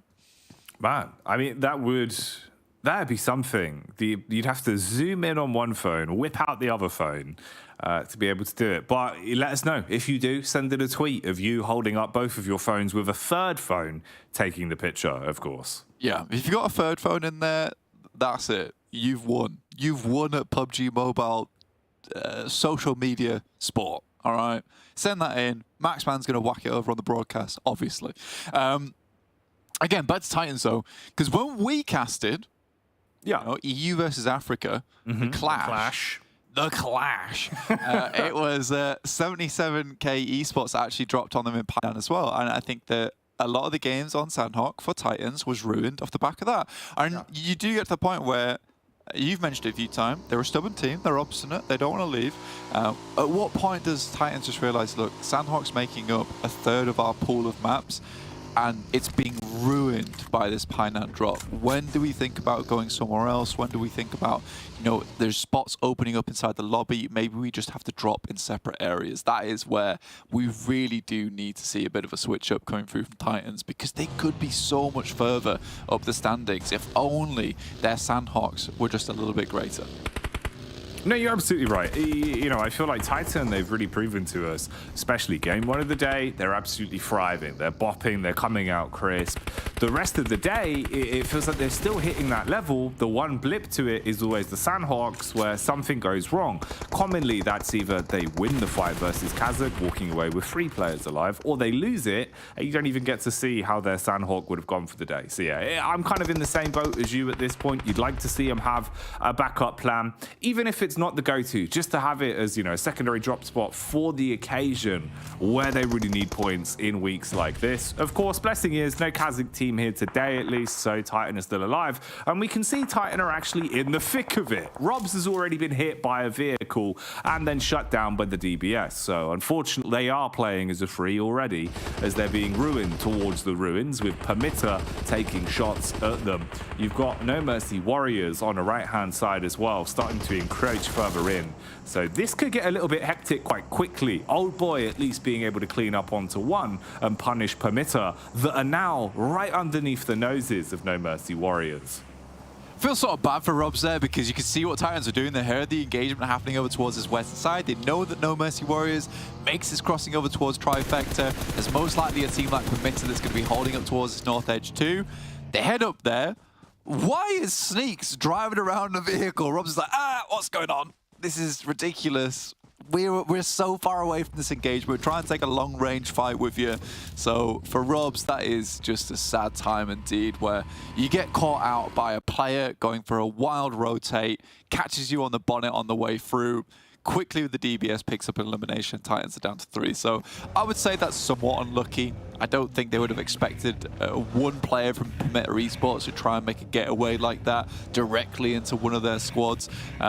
So yeah, unfortunate for Titans, heading on with 3. Certainly still doable here on Sanhok. Should be able to steal away this elimination as well. No, actually Marlo is able to pick it up. Snatched away at the end there. Not another one in the back pocket for Titan.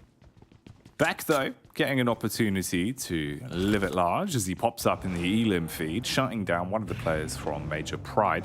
So a nice tag across there. We'll see if that will actually be converted. It seems like VP kind of trapped in the middle, really. Close grouping in terms of a few of our bigger squads, with both Gladiators towards the backside, Major Pride just ahead of them. And then Nexus and SBG tight on top of one another as well. So this could actually get quite confusing for VP in terms of how they play this one. I like the change from Gladiators, though, because they don't actually go for the 2-2 split with a couple of players down towards that hillside on the east. Just because the amount of times we've seen like a team like NEXUS or even Shockwave just sending directly up there, taking down the 2 isolated players, and then going off the back of that. This time around, Gladiators will just sit up on top of the Northwest Island, go for a bit of a slow game, just like we saw from Titans on that first match of the day on Erangel. It worked out well for Titans. They certainly got far into the game off the back of it.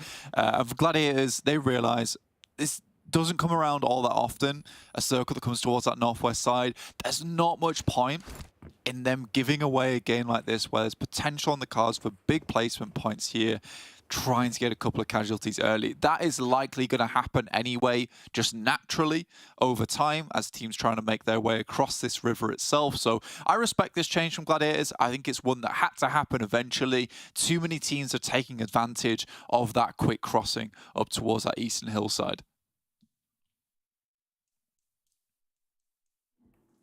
Quick crossing, not allowed anymore. The crossing is denied. Slow crossings only are approved from now on. I mean, it is allowed. It's just not going to take down Gladiators, denied. right? It's Denied. banned. Okay, I'm banned, barred. No one's letting it happen. Okie What might dokie. happen though, mate? MUERTE, curious if they'll be able to actually get a bit under the belt here in terms of eliminations with some of the rotates we're seeing up close towards them. Hold that thought for now, though. Let's see what Rogo gets up to. He's seen them through the cracks in the window, at least, so he knows that No Mercy Warriors are right here.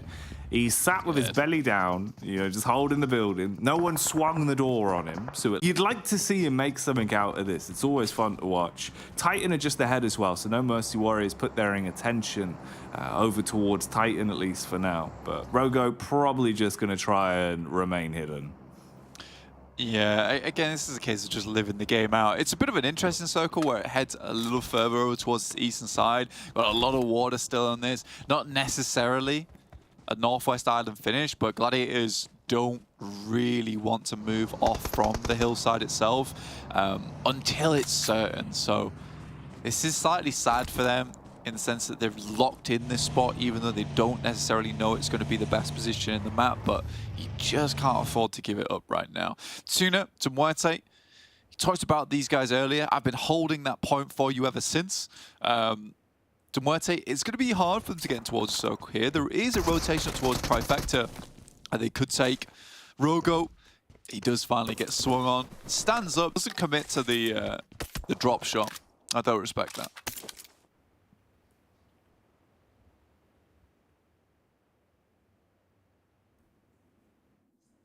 A line drawn in the sand here, effectively, between Dark Project and VULGAR Boys. Is they're going to be split down the middle, compound to compound, waiting for one of them to reveal themselves and make the first mistake, for the other to swoop in, somewhat like a hawk that's seen a rabbit just sitting there, just swoops on down blank, secures it. Yeah, good old swooping. That's what's required in a lot of these matches. Again, for Sanhok, it's all about swooping a lot of times. You've got to head towards a compound that's free. Sometimes it's not necessarily the safest of plays, but it is the play you have to make if you want to get further into the game. It's what Titans just did, actually, just about a minute ago, which was the swoop over towards just underneath the Northwest Mountain. I like that play. It's a good play indeed. It's one that had to happen for them, especially with 3 players. They knew that they couldn't afford to fight over on the edge side. They just didn't have the manpower for it, so they go for the gamble. It works out. With this circle, though, it's really undecided where it's going to head. It could even head down towards the south side, the east, or the northwest. So a lot of teams are biding their time. I like that Naomi's still over towards boot camp, holding on the coastal edge just in case. The rest of Major Pride need to regroup with them. They got a backstop there. So I think Major Pride currently the team with the most advantage in terms of rotational paths. However, Circle centers up over towards this northwest side, Jackie, which means that Gladiators can be fairly happy that they didn't give up this position. Yeah, it's worked out pretty nicely for them. They're going to be happy with this outcome. So the split they've got going still bodes well. You've got a nice amount of control to play with. Titan, Slapdash in the middle as well. So they're also going to be licking their lips at the prospect of potentially a bit more of a game out of this one, considering how rough it started to look at the beginning with the early knock onto Robs. VULGAR boys, they finally swoop in though. Bear in mind we saw the setup between them and Dark Project quite some time ago. They've been able to go for the execution onto them, force out one of the players it seems, and there will be a knock and a conversion on that. So Force now just holding again, looking to see if anyone else is going to start to make a move and break the line from them. Once the zone starts encroaching in, that will probably be go time for them. Meanwhile, we got the second place squad from earlier in the day. It's TUNA.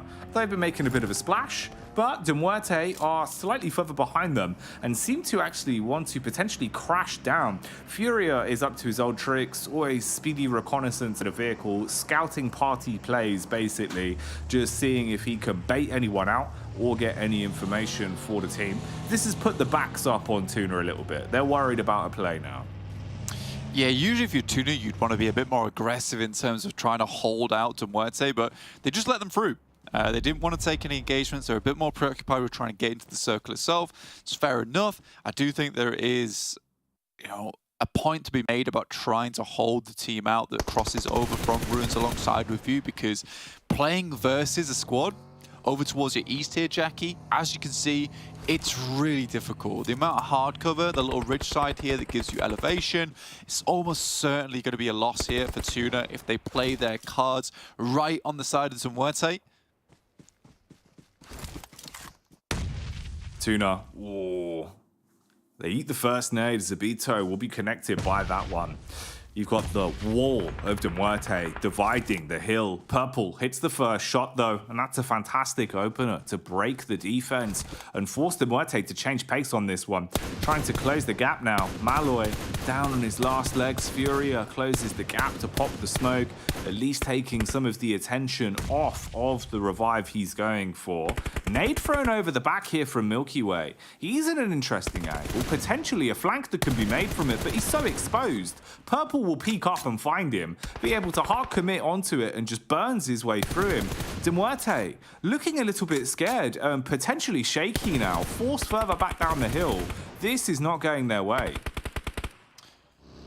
No, it's actually sort of confusing how this has gone so well for TUNA. Weathered the storm here, a beat off in the distance, MUERTE losing a player in Milky Way, now have to deal with KONINA power. Next circle shifts up, Titans have a very strong spot just underneath the mountain. Doesn't have a huge amount of windows to play around with as this compound, but it certainly will be a workable position. The gamble pays off, they hit 777, the jackpot on this one, and Gladiators have to move down to them, Jackie. Oh mate, gonna have to fight into this one. The battle's been raging on here as well for MUERTE as they've been playing out versus KONINA power. The nades were at least clean, but the horse's hooves hit down heavy as they're able to buckle the defense once again. TUNA still finding opportunities to lay waste with every pot shot in between the break and the fight as well. This is just weirdly divided now. Basically, Corker and Furia trapped, playing behind a rock apiece, with TUNA cleaving their way past them, pushing down along the sides. And then KONINA power right in the face of you, with Agoria trying to just fight his way through you, supported by Becca. This just looks menacing with how it's been going. MUERTE basically rolled the dice and each time hit a critical fail on trying to take control of this hill. It's not gone well. Ooh, the move out from KONINA power looked like it was going to be a bit of a freebie on the getaway. Instead, though, there's still tags from TUNA, who are doing pretty good on eliminations off the back of this. They've claimed 3 of them, and Becca knows he can just watch them get away, but no real opportunity to fight. Has to try and play the long con for himself here, and gives them the high ground. Yeah, I mean, TUNA off the back of their chicken dinner right at the start of the day. I mean, I think they're feeling themselves a little bit. That should have been an engagement that was almost impossible for them to work out with versus MUERTE, but they get through with the help of KONINA power. Works out really well. SHOCKWAVE move up towards the front side. MUERTE out in the meantime. Really did struggle. They'll still be pretty pleased with the back of that chicken dinner they got on Miramar, but I think they could have got so much further alongside this map. We start to see Gladiators trying to figure out how they want to play this one out. They find Zero from TUNA themselves, starting to shake things up over on this western edge. No Mercy Warriors, though, in an extreme compound down towards the south. Alpha towards there. And I think I'm just curious to see how Gladiators are going to play this one. SHOCKWAVE tried to crash in over towards Titans, but the DBS, it's in play, Jackie. That shotgun out the door. Impossible to get towards that position. It will blow you away so quickly. Be like a strong breeze sends bins flying. Becker waiting with a DBS pulled out here. Switches to the rifle. The close quarters engagement's the one you need to be thinking about, though. Noshi, he was playing Ring Around the Rosies, but a tissue as he will fall down. TUNA going out, and KONINA power now setting their attention uphill. And it will be an uphill struggle versus Gladiators. This is the solo dolo of Becker in a 1 versus 4 effectively, and you're going to have to try and land these shots with them having the high ground to play onto you. If they peek out behind a vehicle, they'll have a clear line of sight onto him. Meanwhile, moving over here, we get a nice establishing shot of Major Pride that are currently being finned quite quickly. Black White, he's crawling to try and stay alive in this one, whilst the rest of the team is taking quite hefty damage. It's VULGAR boys that seem to be inflicting a lot of it as well, using the utility to push them further back. Foops man going in with the nades, tries to connect that onto the back of Nomi. He hits the deck, but the raw peak will be enough. Big old Foops feeling the confidence on this one. Yeah, Cape's billowing in the wind here for Foops, man, the superhero of VULGAR. Getting stuff done, it's great to see it. I think VULGAR, once again, taking these fights, just feeling themselves over on day 1 of Phase 3. Should be getting up towards 8 eliminations if they could just quickly peek this one out, take down Black White. I think they're worried about peeking over towards Titans. Does spot him now. Dakimi just finishes him off. Effect left out in the distance now. Yeah, for VULGAR, what a day it's been for them. Really nice improvements. Dakimi's really brought things back up to speed for the team. And it feels like VULGAR's just not got a care in the world right now. They just want to fight. They want to take engagements. They understand they can probably go for it. Nice little dip they find themselves in. The smoke's not going to keep them too healthy for too long, as No Mercy Warriors has a killer position to start taking sprays over towards them. It's a good angle. So much ammunition to work with as well. And the perfect tool for the job, just being able to put out bullet after bullet, just spitting them like watermelon seeds consistently, just so many downrange, just makes it awkward for them to be able to close the gap and advance further forward. You got the setup from Matic here as well, who's in another prime time angle, watching over towards the rotation that Titan are coming in from. He's got the high ground supporting him, and it should make his life a little bit easier on defense. Meanwhile, No Mercy Warriors actually making it quite deep into the game here. At least one of the only 2 squads that have all 4 players alive and kicking as well, alongside Gladiators, so it could be a bit of a boon for them, at least playing the trade game, the Battle of Fruition. That's in their favor. They're doing well with Elims so far as well today, so could be a good game for No Mercy Warriors if they can try and keep their noses clean. So many of our top squads, though, are just a stone's throw apart from one another. Major Pride there for a second, just Effect, who looks uncomfortable. Looks like he's been left on his lonesome with the rest of the team being decimated. Perfect peek from No Mercy Warrior as they just clean up onto Alpha. Follow-up tags as well, as even VULGAR are now starting to take a bit of a beating. This is looking pretty damn menacing from No Mercy Warriors.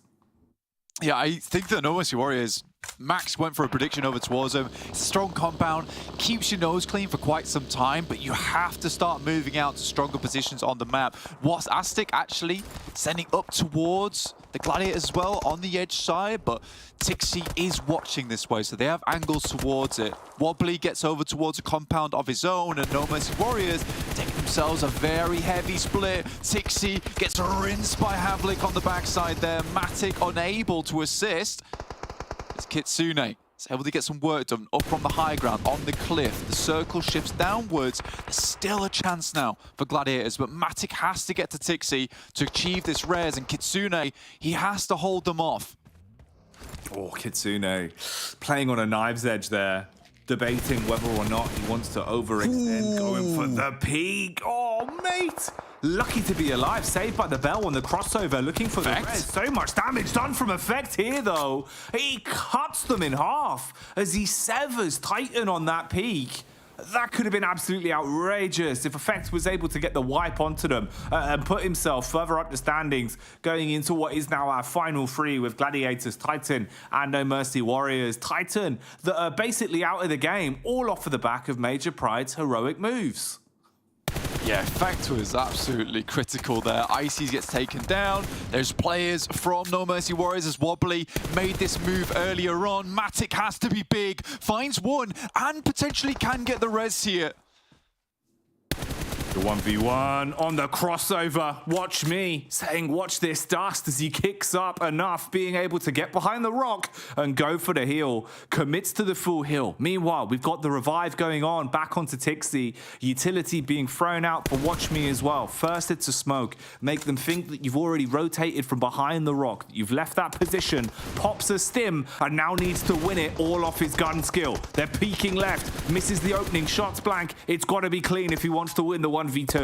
They're just pushing up the rock in front. There's a nade here from Tixi that could be humongous. Pulls it out, the pin's out in action, and watch me, his days are numbered. Nade coming in over the top. If it's a clean connection, it's done for. And Tixi, the time bomb, blows that one away with Gladiators getting themselves back in the runnings for chicken dinners again this week.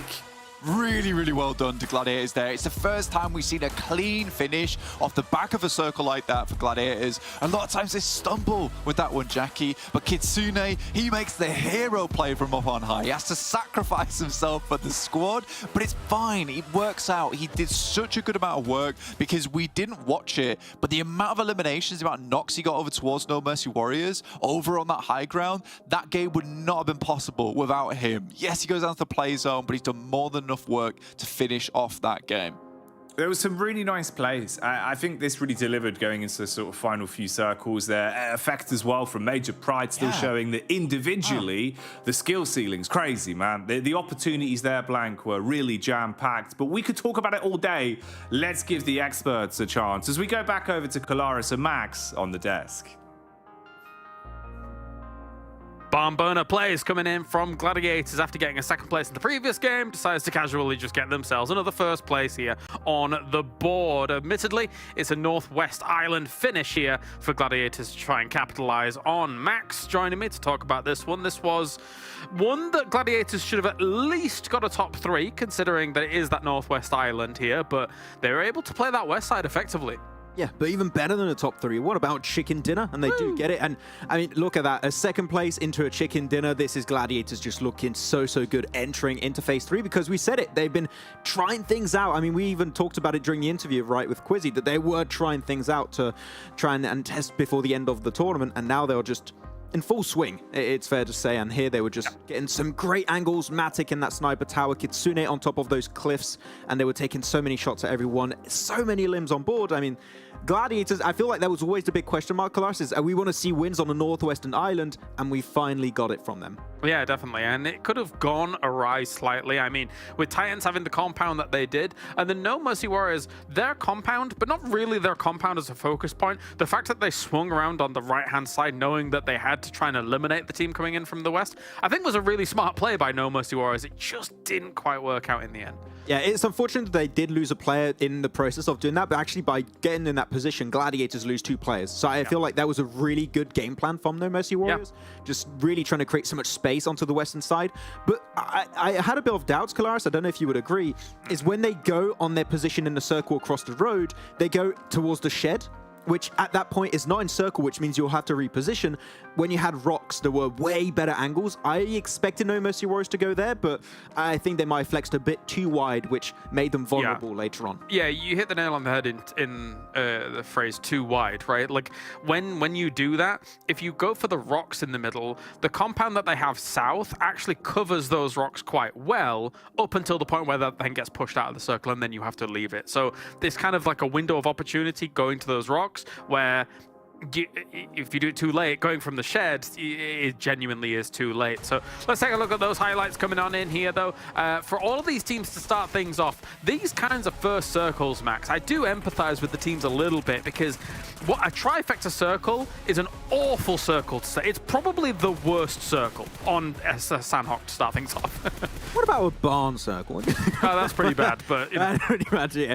But yeah, trifecta is always tough because you just don't know where it's going to be going. Which is actually, I was looking at No Mercy Warriors pretty early on in this match because they were playing around trifecta, which means that if the circle went South Island or the Eastern Island, they could easily pivot.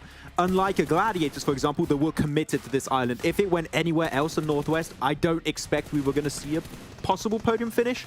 But here, the circle just kept centering up on the island after it moved away from trifecta, and they just played their position really well. And Tixi in particular was just so impressive. He was not getting a lot of eliminations confirmed, but he was just applying so much pressure and making sure that they were not easily peeking against him. But that finishing nade, I mean, the moment he got close enough, you just knew one nade was all that was needed for Gladiators to get the win.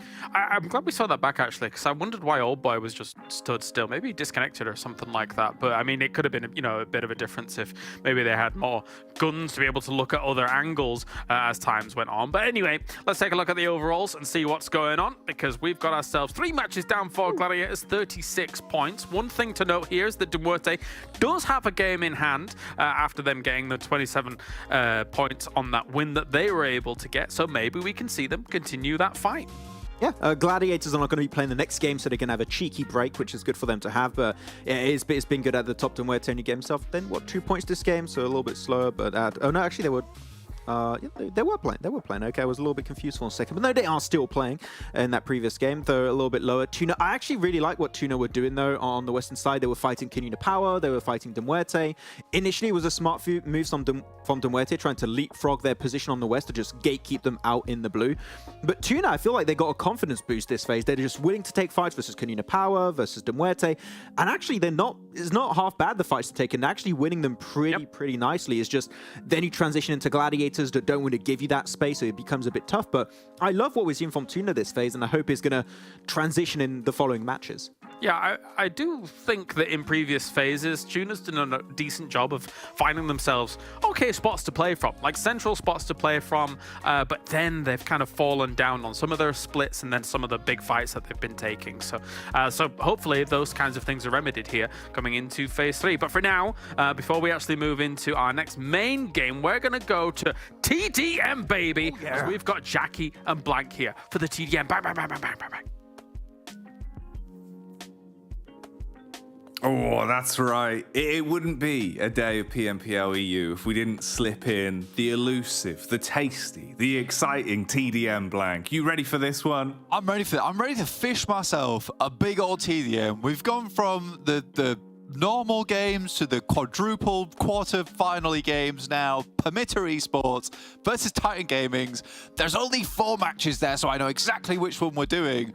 I'm ready. I'm ready for this. You're drilled in, mate. You've figured it out now. You know, we're at that group stage. We're into kind of bracket play. That's a fun one. You know, PERMITTA, they've always been fun to watch. Kind of characters on the server, right? You know, they've got the interesting profile pictures, by far some of the more animated ones. And then Titan, a side that love it. They absolutely thrive in scrapping, Blank. If they're not shooting someone, something has gone wrong. So TDM should be the dream.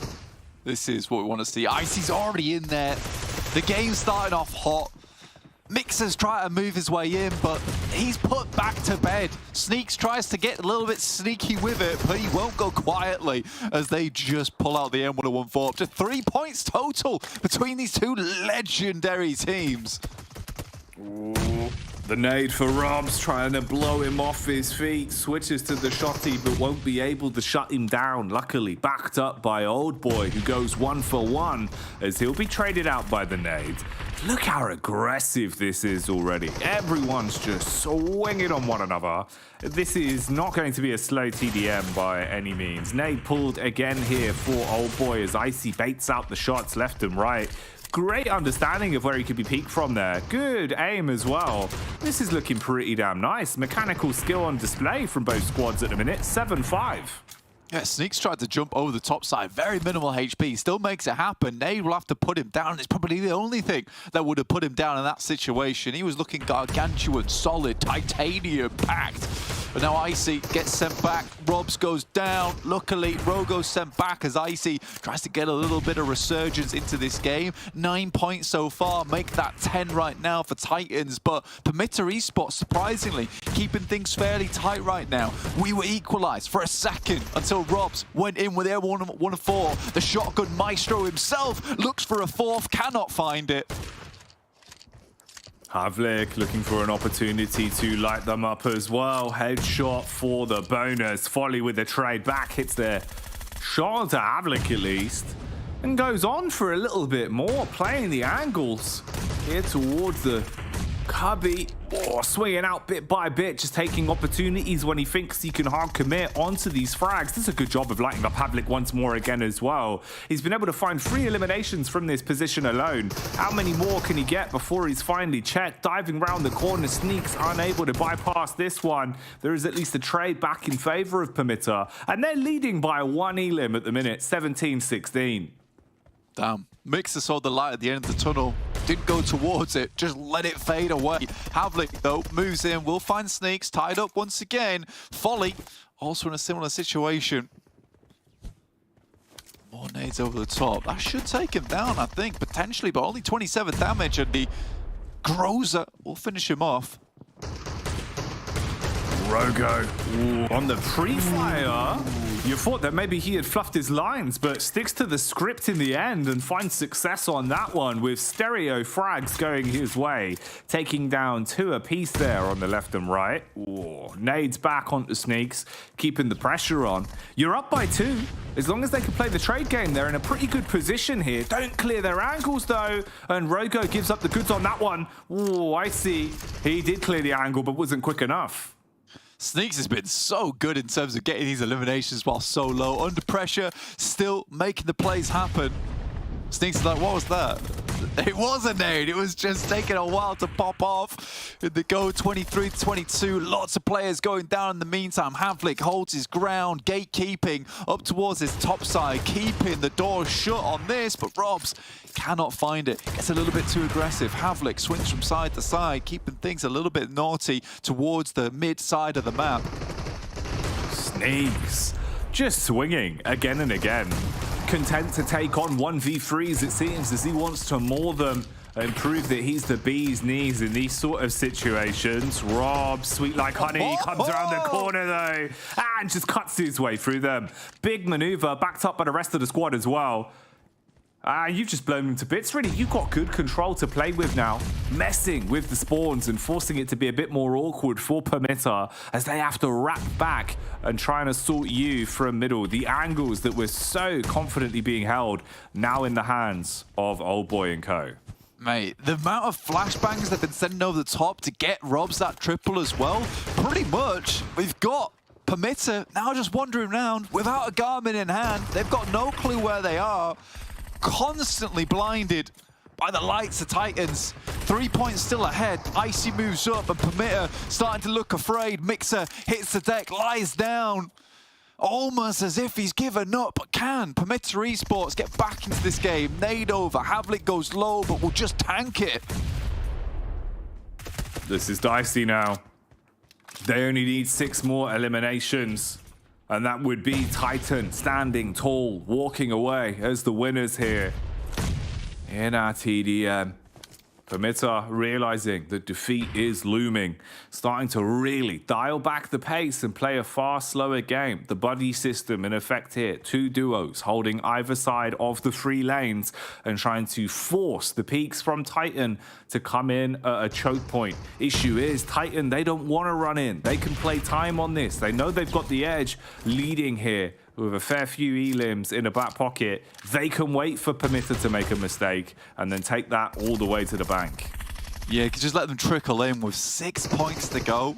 A good 6 ahead, PERMITTA as well. It is just a case of allowing PERMITTA to move into them, pick up the eliminations here and there where they can.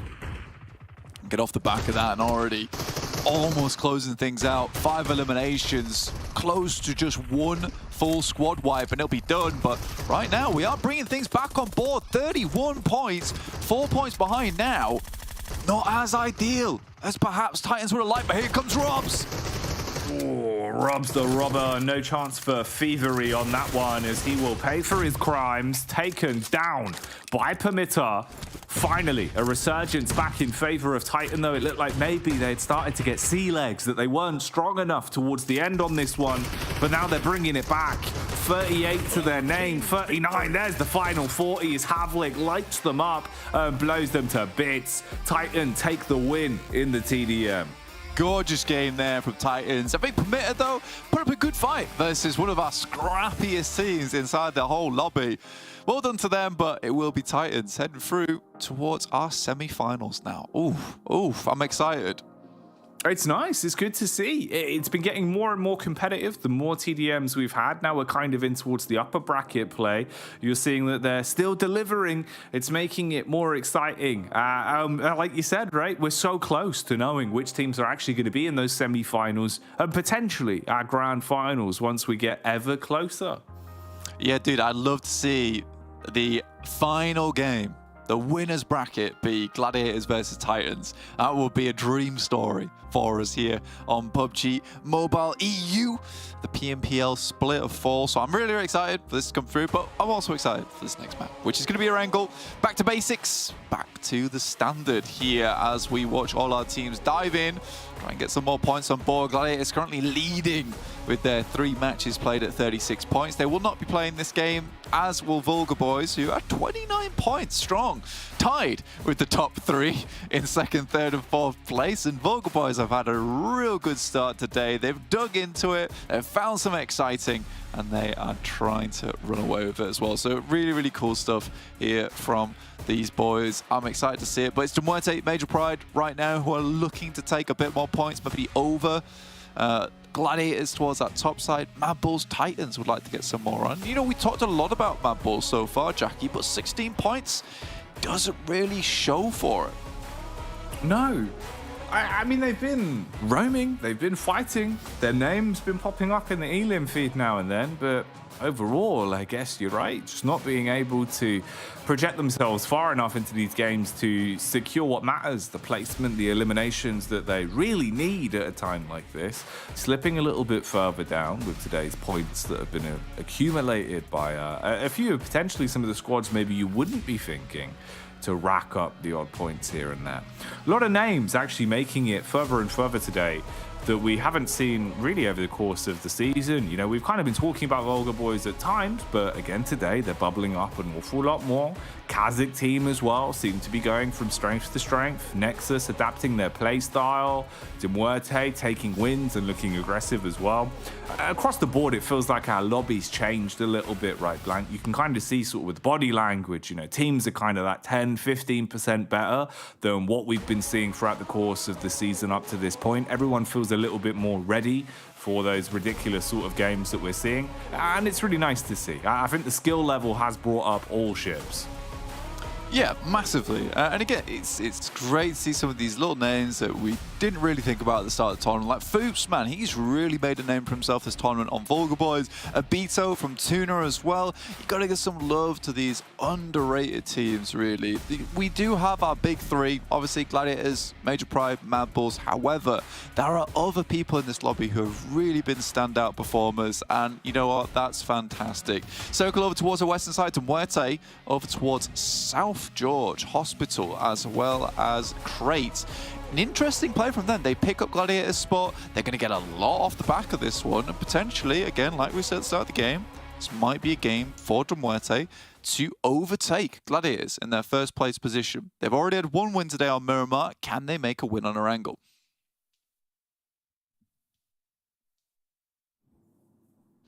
I think there's room for an upset win here for one of the teams that potentially has got close to the flame, but not quite been able to take it. You know, you'd like to see some big plays from Alpha. You'd like to see MUERTE showing us a bit more of that form. Dagestan as well, it would be cool to see them sort of bouncing their way back up a little bit more also. You know, they gave us an awful lot to really root for over some of the past few play days. And I think it's been interesting watching that progression from Dagestan. So maybe this could be another map for them. Historically, we've seen some great things from them, so it would be pretty damn cool. We'll see, though. Always up to the squads to make those decisions. MADBULLS just off to the wayside again as well.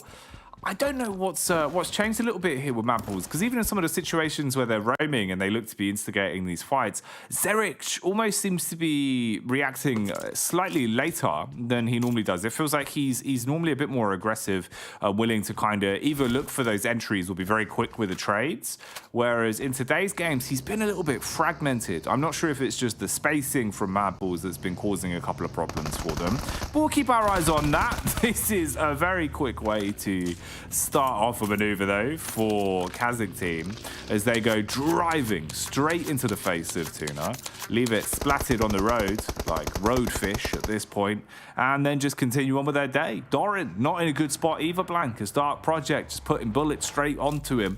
But the rest of EXO's team, Nexus and Co, are now arriving to support. This could get a bit rough for Dark Project. Yeah, they're currently in the field. It's not ideal. EXO continues to spray down over towards him, pulls out the DBS as well. Gonna go for the long-range shots on that bad boy. That is probably as far as you can go without calling that a sniper shotgun. Dorian will move in as well. Aces along the way with the DP, certainly a decent weapon to work with. Dorian will just flush them out with the vehicle, not spend any extra time. They're just gonna leave their boy behind. That is sad.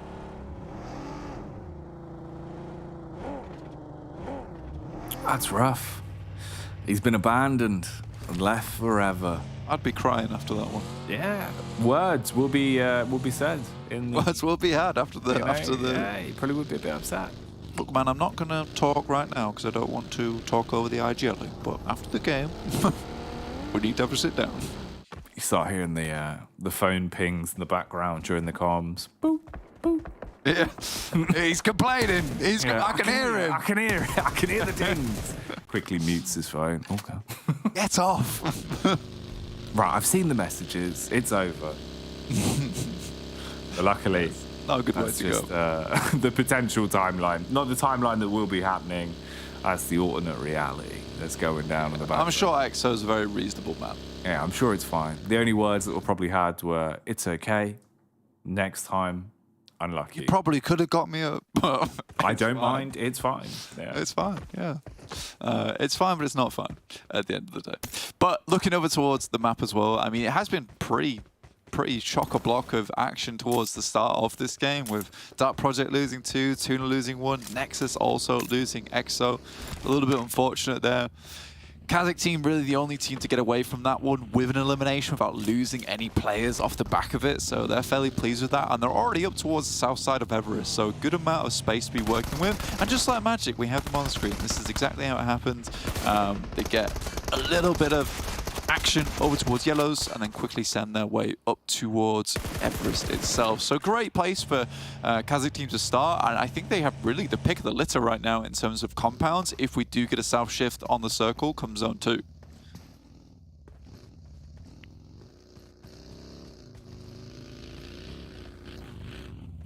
TUNA on screens here as well. You know what? I'll give it to him.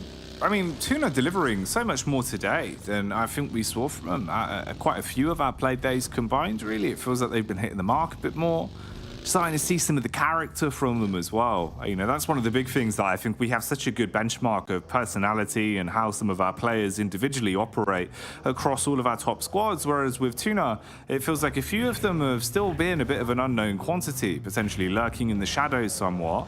But now you're starting to see the signs of Abito and co coming out and looking a little bit more like we do have those defined characteristics to them. We're seeing how their play styles are shining through whilst adapting to be able to go toe-to-toe versus the meta that a lot of our top squads have been playing here inside of these lobbies. So that's always nice. We'll see if TUNA can keep on swimming along through these games or if it will just be the odd game or two from them. Meanwhile, Major Pride setting themselves up early with a high ground, so they've got the lay of the land here, the Lions Pride with control, so they can just scope out and see where exactly everyone else is. Nexus down to the triple threat, of course. On the move up, they instigate another fight versus Dark Project. Kapahala eating a ton of damage early onto this one. Octavian opts to just close the gap and really full frontal assault it seems, with the SBG. This could get interesting. MADBULLS also clocked into a fight, it seems, with the Elim feed, showing us some of the info on this one. Yeah, I think for Everest, that is something that I'm certainly taking a look at. You mentioned just then with Major Pride taking a really strong high ground position, huge amount of information gaining available. But with the Nameless setting themselves up off towards that eastern side, it's very acceptable. Major Pride is going to have a little bit more time that they're going to have to wait before they can rotate out. But they're all in vehicles. It looks like they're just going to immediately send away an awkward position to play around the map and an awkward nade for Doran to deal with up on high. Tried to get a nasty little bit of high ground advantage over the two players from Dark Project. Now Octavian sat himself in a sticky situation.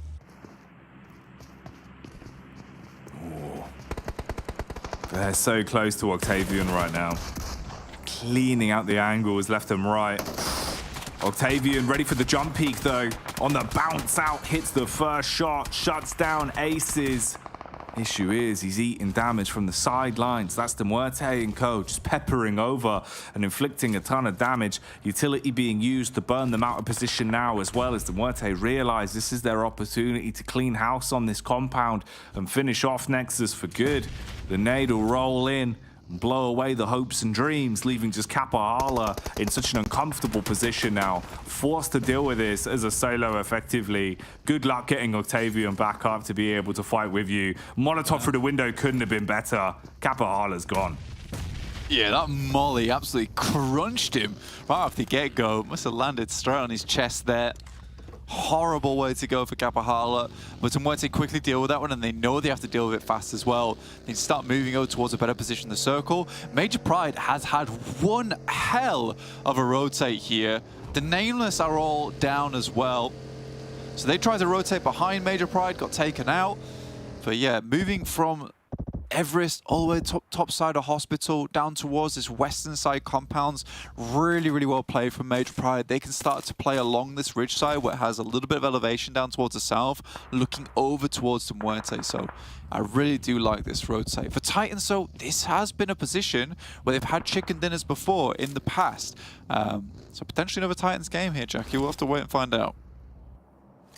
You never know, you never know. It feels like it's so hard to call with Titan these days, where you can see them really set up to project themselves for a long game, and then something out of left field just happens. But you'd hope to see it continue. The good times have been rolling for them, and they've still currently got all four of the players alive as well. So no early game shenanigans that could harm the longevity for them. Shockwave getting a few opportunities to take fights here, as they're having a bit of a chase against No Mercy Warriors that are giving up an awful lot of ground, realizing they don't like the look of the lay of the land on this one. You're being chased anyway. Just completely bail out of there and set their focus ahead, looking to just get round the coastline and further down, potentially to within eyeshot of Major Pride's angle, and MUERTE just ahead of that as well. So very interesting there. Meanwhile, back down towards the bottom side, you can see the flanks that are coming on in, with VP now entering the zone and actually being gifted what's a pretty good circle as it moves in their favor now with the readjustment. If they can hold versus Unicorns of Love that are close by, could be a nice way to get some breathing room for VP. I mean, it has been quite a while since we've seen a circle like this as well, where the majority of it is fielded.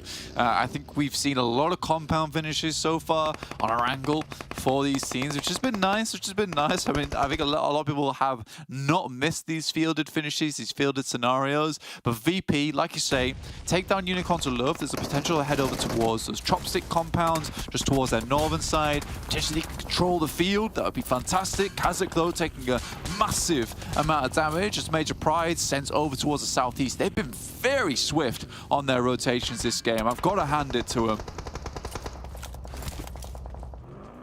No delay between the communication and the execution of the play. It's been nice to watch. Oof.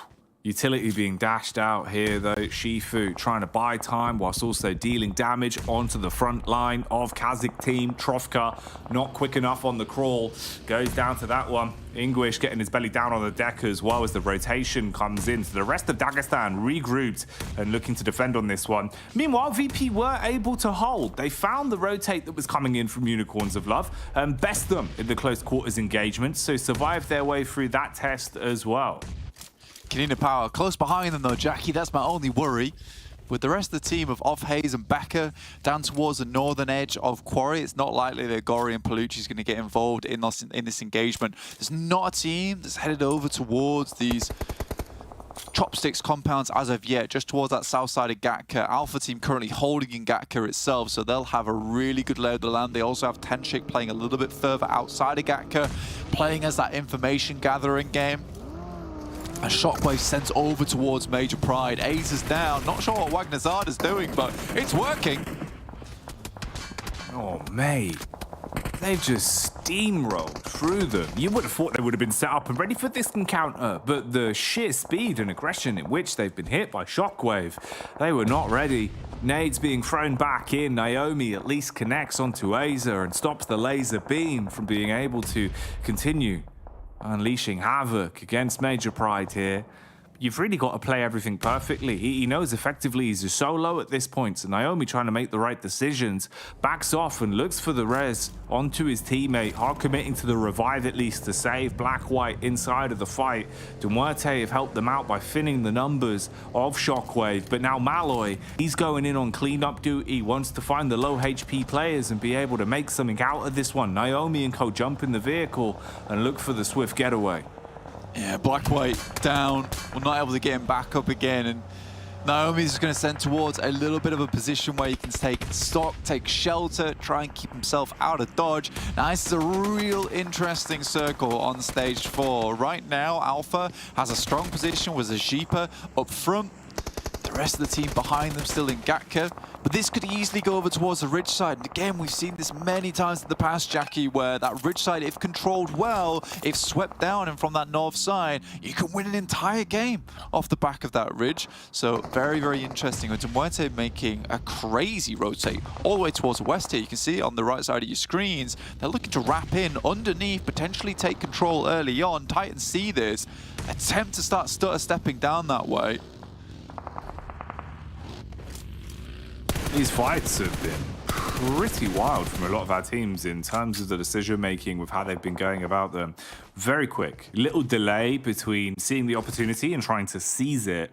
Yeah. A lot of these have been working well. It was an interesting clear out on the building as well for KASIK team, who finished off the rest of Dagestan. We'll tune back in with this though, as it seems like No Mercy Warriors do spot the very fragmented MUERTE that have been quick on the hunt. They've been looking for a fight with this.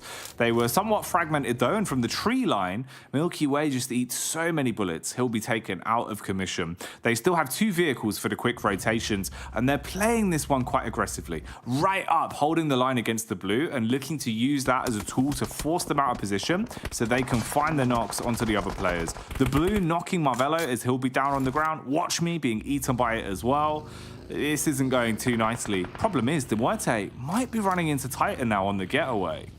Yeah, Titan have been very smart about this. They remain towards a position where they know they've got elevated ground to play off the back of it. MADBULLS has to make a very, very quick move over towards this compound that KASIK's currently playing in. 2 players still available. Frozen will heal up, starts to move across. Fleek also takes a nasty hit. Tulika on the floor. That's a good nade from Skills, says he's got 5 more in the pocket, Jackie.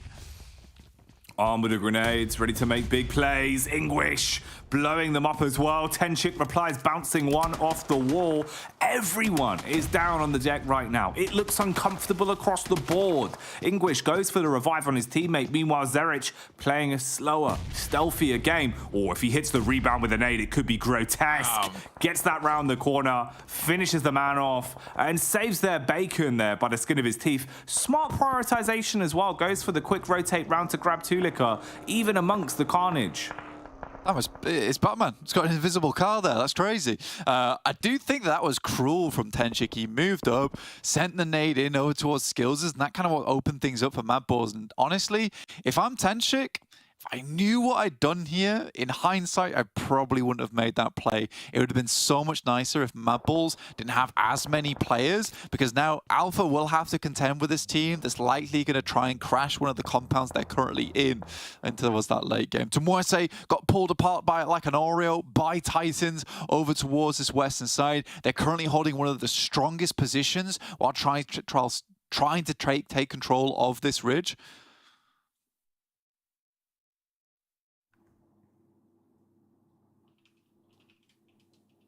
Get a bit of a move here. Furia. I'd like to see how far he can take things on this one for MUERTE, just being the last alive. Interesting in terms of our squads, with how they've been thinned. Obviously, both Major Pride and MUERTE down on numbers quite a lot, so looking to just play the cheeky game with it. See what they can do. Titan actually looking pretty damn feisty today as well. If we condense how they've been playing over the past 3 outings and what we're seeing so far from them here, it's been looking good. It bodes well for Titan. This was the more interesting replay as well of KASIK team's awkward cleanup inside of the house, with everyone sat on the sofa there, finally being spotted through the smoke. It did come get a on, bit man. scary. It's a new couch playing. That's all I watch TV, dude. Come on. MADBULLS, here on screens, like, look, it's the 4 players what I'm talking about. Alpha team have regrouped over towards their compound. I'm worried, though, because it's the team that can quite easily crash, but some nasty shots from Zashipa right now as they try and cross. With the circle, Alpha realistically should win this game. That's a nice move there coming through from Fleek. He has the DBS, swings round on him, will find Havlik in the process, and immediately they're back into the action. You hate to see it. Insult to injury as well, as it wasn't just the single knock with the vehicle, the bonneting, it was the double tap on the car as well. Oh man, Titan from standing tall to everyone being down in a matter of seconds. You hate to see it, especially if you predicted them to win. That's true. I saw. Oh no, Chucky. It's all gone wrong. Yeah, for MADBULLS, I kind of assumed they'd go for a quick swing. Potentially a quick swing over towards Alpha. Oh, come on. Don't leave him behind. You can still get him. You can pick him up. Put him in the back. They don't want him, mate. They're going for they it. do want him. They do want him. It's too late, though. Saving Private Tulik up. No. Just teased him. Oh, it's rough. They should have got him first. I don't think Zerich had to go over that way. He could have probably walked it, to be honest. But 2 players up. It's decent. Alpha team, like I said, realistically, this should be their game. They have the only compound within the circle. So many times we see this circle go over towards the western side, Jackie, in which case the ridge side becomes really the prominent feature. It has been so rare that we see this full eastern circle, where this compound that currently Alpha is in just becomes the god compound within the circle. It's very difficult to deal with. I was worried that MADBULLS was just going to crash straight onto this compound, take down Alpha, because they are very good when it comes to those crashes.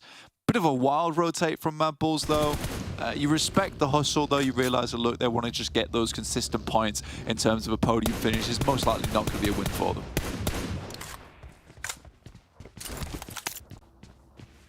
But who's going to be taking that win? Where's that juicy chicken dinner going? That's the question.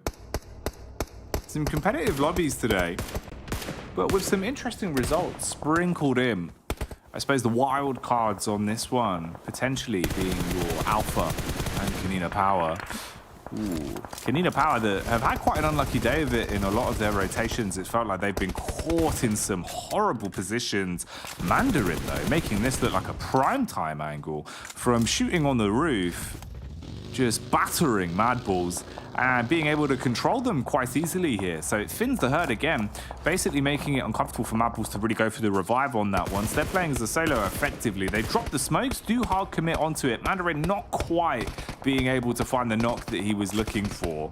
But even then, you've got such a wide open ground between where MADBULLS currently are and where they probably want to be, that rotating off from this is going to be very awkward, especially with Tenchik just so close.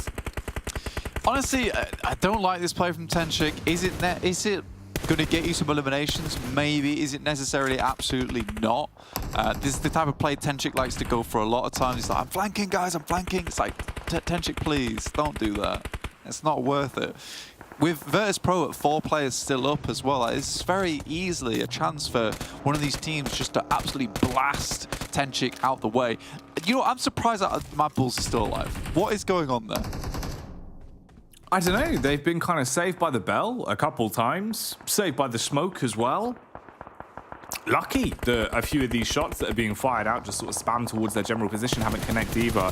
This is maybe the game changer though. The rotate from off haze. Finally a clean line of sight and a juicy angle to play off of, and they're gone. They evaporate in a matter of seconds with both of the MADBULLS going down. So we finally set the cards to see who is going to be left standing then when these start to topple. VP, Alpha, and KONINA Power. KONINA Power that found a good angle to peek onto MADBULLS, but because of it, lose another player, effectively trading him there and going down to just a duo. Yeah, it's slightly unfortunate. This actually could be a VIRTUS.PRO game. I am feeling it just a little bit. I think Alpha is right now in a situation where they're feeling so confident that this is typically the time where Tenchik starts making mistakes. And once that happens, VIRTUS.PRO could quite easily capitalize off the back of it, especially if you look what currently Zashipa and Tenchik are. They're completely in the open, isolated from the rest of the squad. Reflect as well as Mandarin will have to start moving in towards them. VIRTUS.PRO have got this beautiful line right now over towards Zashipa as well as Tenchik. Circle moves down towards the southeast. Ooh, it's not going to be happy.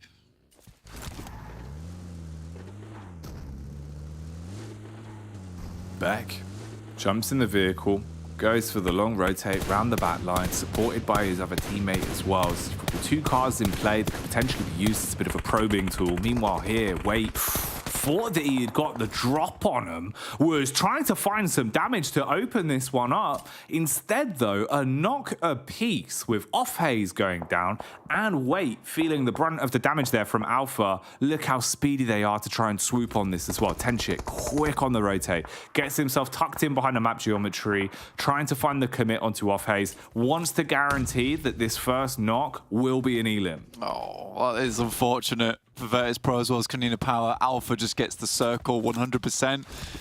It would be catastrophic now if Alpha loses this game. This really should be in the bag for them. Rude has been able to get up into spot though, which is fairly impressive. Beck finishes off KONINA Power. We're in a full 4v4. Now, it was very important that Beck was able to get those 2 eliminations off the bat straight away. They need to start setting up now. If there was a backstab potential in Wait for them, and yeah, VIRTUS.PRO most likely would not get much further into this game. Beck in the vehicle. They still have vehicles. Another important factor here for VIRTUS.PRO. But what a split from Alpha right now. Do I like it? I'm not sure. I'm not sure. It's questionable. Alpha, they've been willing to make these sort of fragmented maneuvers quite commonly. At times it works, at times it leaves you scratching your head. And VP, they're closing the gap, seemingly wanting to go for the all-in, the VP special. Especially if they get the first shot off with the vehicle trying to bonnet the player. They just stopped right in front of him, didn't have enough momentum to mow him down. Blow for blow, they're losing out on this one quite quickly. The carnage rapidly swinging in favor of Alpha, as VP have lost so many numbers. What a nade! The nade though, trading as it blows up the vehicles, does so much damage back onto them. Maybe this is the opportunity to change the tides. He's only got an AKM as well. This thing kicks like a mule. Reflect, runs away as fast as possible. Full 2v2, and I think Beck might have an idea where he is. Mandarin will have to leave this roof at some point. They're getting another vehicle. And looking to just continue moving up. They know that they only got 2 knocks there. They need to find the other whilst the res is being threatened. 4 nades still available here. And up they get. They're going to try and run back towards their teammate in Mandarin, but so much damage once again. Zashipa Reflect extremely low. They'll have to slow down as they hit the first aid kits, but Beck is still raining down nades upon them. Oh, Beck blows away Zashipa. It's a nice connection. The sort of knock that you'd be looking for in a spot like this. Reflect and Mandarin, the only 2 players still standing. Beck Takes an opportunity to tuck in behind the bonnet, get the heal in, at least top himself back up. The vehicle damage, sure, but still running, giving them a little bit of momentum to work with in terms of the rotate. So many nades to be played with for Ruda. 1 by 1, dashing them out.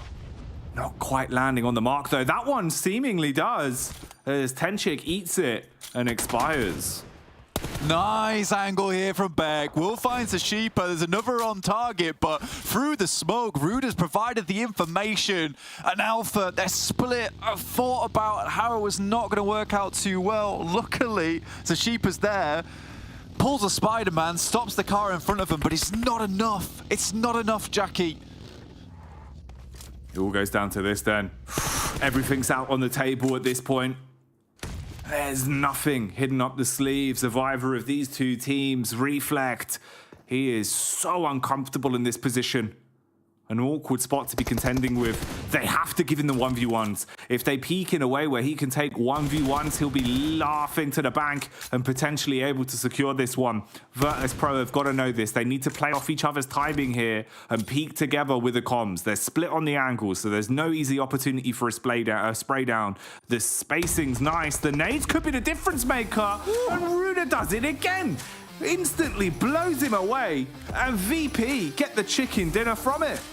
Yeah, Beck and Ruda, such critical components there to VIRTUS.PRO, getting themselves a chicken dinner. What a game that was. We're still not sure how my man turned into steel and stopped the bonnet from taking him out, but either way, great nades from Beck as well as Ruda. Really smart little play from Beck at the end there as well, where he just swings around, finds exactly where Reflect is, holds him in that spot, and then the whole idea is to get Ruda up to that hay with the 9 grenades he has in the back pocket, just to send them over towards him. It's very smart, very well calculated from those two final players. No, really, really smart stuff. And you're right. What happened there with the bonnet? It looked like he was almost so nice that he just kind of took the engine off and was like, you know what? I won't run you down. It will be fine. That was a weird one, but overall, a great game. Yeah, just rolled a -1 on that one. It just didn't happen. Nightmare scenes, but so much more to get through here for PMPL EU. So join us in a few moments when you come back after the break.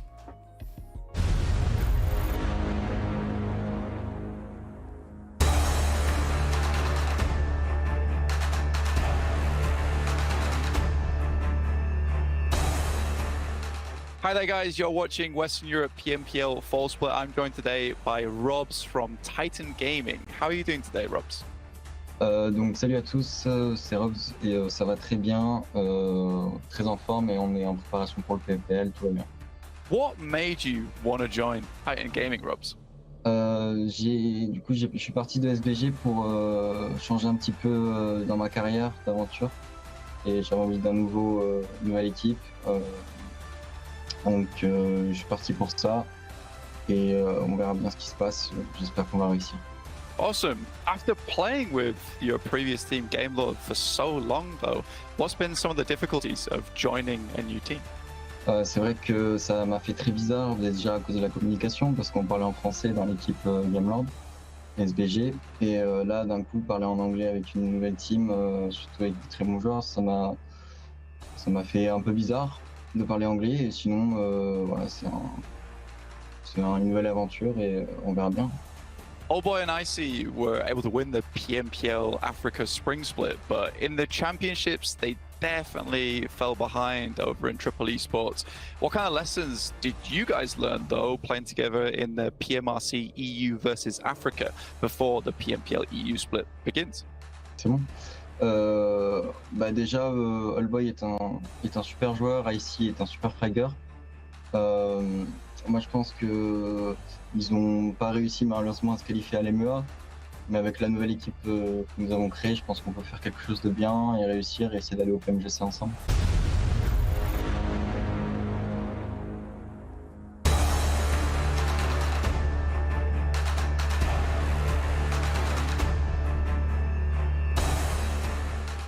Sure, I 100% agree, man. I love the team that you've got so far. But your games were a lot tougher in PMRC with Old Boy's old teammate Morteza and 77k Esports constantly hot dropping you. Do you think that had a big impact on where you placed overall? Le PMRC, de toute façon, c'était un entraînement. On sait qu'on a laissé en contexte par l'ancienne team de Old Boy. Mais voilà, on a fait notre fight. C'est vrai que ça nous a empêché de faire des fan games malheureusement. Mais voilà, on s'est entraîné. Maintenant au PMPL, on sait qu'on les affrontera pas. Du coup, donc ça ira. After playing so consistently well on your team over in EU and being able to see lots of different teams and how they play, what do you think of the current competition versus Titan Gaming? Moi, je pense qu'il y a un petit peu plus de niveau que le PMPL qu'on a joué début d'année. Les équipes sont pas mauvaises. Il y a des nouvelles équipes, 3-4 équipes nouvelles qui m'ont l'air pas mauvaises aussi. Donc on verra bien ce que ça donne, mais moi je surestime pas ce PMPL là. Je pense qu'il va être assez difficile à jouer, mais on va tout donner. I'm going to put you on the hot spot here, Robs, I'm so sorry, but if you could only pick 2 other teams from PMPL EU Fall split, which teams do you think are going to give Titan Gaming the most trouble? Je dirais GLADIATORS et Major Prime. Thank you so much, Robs, for joining us here, aka the DBS King. Do you have anything you'd like to say to your fans at home supporting you? Déjà, merci à tous du soutien. J'espère que vous allez me supporter dans ma belle team. Et surtout, n'hésitez pas à jouer le DBS, c'est une arme super forte.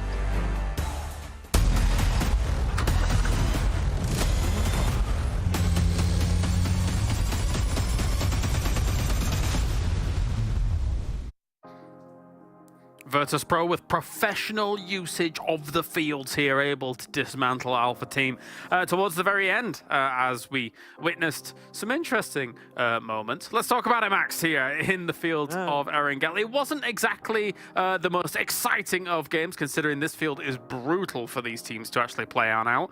But I can't help but feel that maybe Alpha Team had a few more nades than... Yeah, I mean, at least let's go on a positive collage right away. Okay, let's say VIRTUS.PRO did punish the split of Alpha Team. That was really good. The split from Alpha Team would make some sense. They were keeping Mandarin on the rooftops to gather information, take some sneaky shots from his position. But they did spot that out. They understood, okay, it's a 4v4 situation. Let's just punish the 2 players over to the western side. And in doing so, get more eliminations and do get himself that chicken dinner. 21 points. And I think we have been talking about them, Kalaris, saying that this roster really has potential. Wade is such a good player. Elementrix was popping off back in spring, and they do have these big clutch moments that do happen, just not very consistently, unfortunately. But as you said, Reflect maybe forgot what he had in his bag there. I think they could have won it, yeah. There was, I guess, again, you know, to play devil's advocate for a second here, there is those moments of, like, stress in those situations where you're like, okay, how do I get myself out of this situation? And sometimes you may forget exactly what you have available to you. But I think if you remember that you do have 5 nades, you just start chucking them at the hay bales and hoping that it's actually going to work on out. It potentially could have. It potentially could have, because for the most part, as we take a look at the VP numbers coming in here, there's almost no way 1v2 you win that out in a gunfight, right? So what is your answer? And yeah, it has to be the, you know, the nades would have been the answer. If he gets 1 knock, then it's down to a 1v1. You could win that fight, but maybe Beck, don't forget his face, because you will forget nothing about these matches. He's going to remember every single piece of it, every little scrap that's been happening during this match. And actually, Beck, really strong angle. He sent it with that buggy over to the eastern edge, and he was able to get really strong position onto, I think it was a Sheeper at the time, and then he was not able to regroup to reflect, and then he really made this a 1v2 situation. Though Shifu, smiling, being the top frag of the game. Love to see it. Absolutely beaming from edge to edge. Yeah, I mean, 6 Limbs is pretty good there for Dagestan. Again, considering that it's not the easiest circle to play with. Even Icy was able to pop up alongside there. I mean, a lot of these teams coming in from the west side, trying to eventually dip down into these fields. It is rough as we take a look at the highlights coming in from this game. And you can see Titan here on this west side. They didn't solve their problem quickly and were taken out very swiftly by the MADBULLS on that side.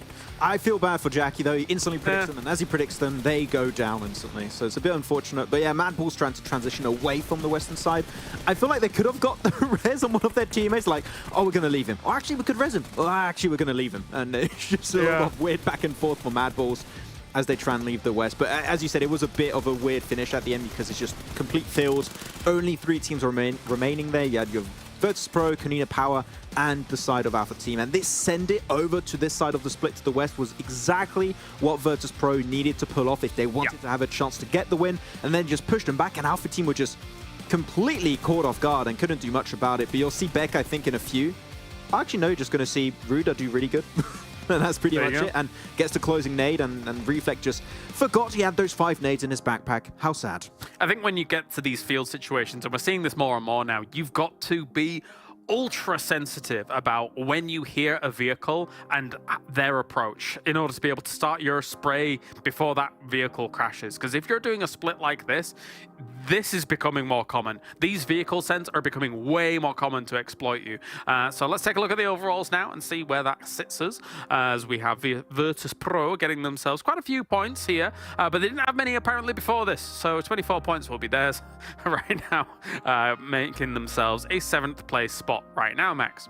Yeah, and VULGAR boys have not budged too much. They're still up there in that 5th position, 29 points. They're going to be playing this last match, so intrigued to see if they're going to be able to follow it up with a good closing segment to wrap up day 1 of this 3rd phase. But yeah, at the top, I mean, Gladiators, MUERTE, Major Prides, big contenders that we expect, right, Kalash to be currently at the top of the rankings, so no big surprise there except for VULGAR boys, which already stated. Though, No Mercy Warriors also, that one Sanhok game was a really good hold on Trifecta, and we just haven't seen a follow-up just yet, so there's still potential, but it's the start of phase 3. Chances are they could fall off if they're not able to get some points on board. Yeah, I mean, for No Mercy Warriors, phase 1, 74 points, phase 2, 84 points. So this is a great opportunity for this team to say, okay, we are able and capable of getting some points here in these lobbies.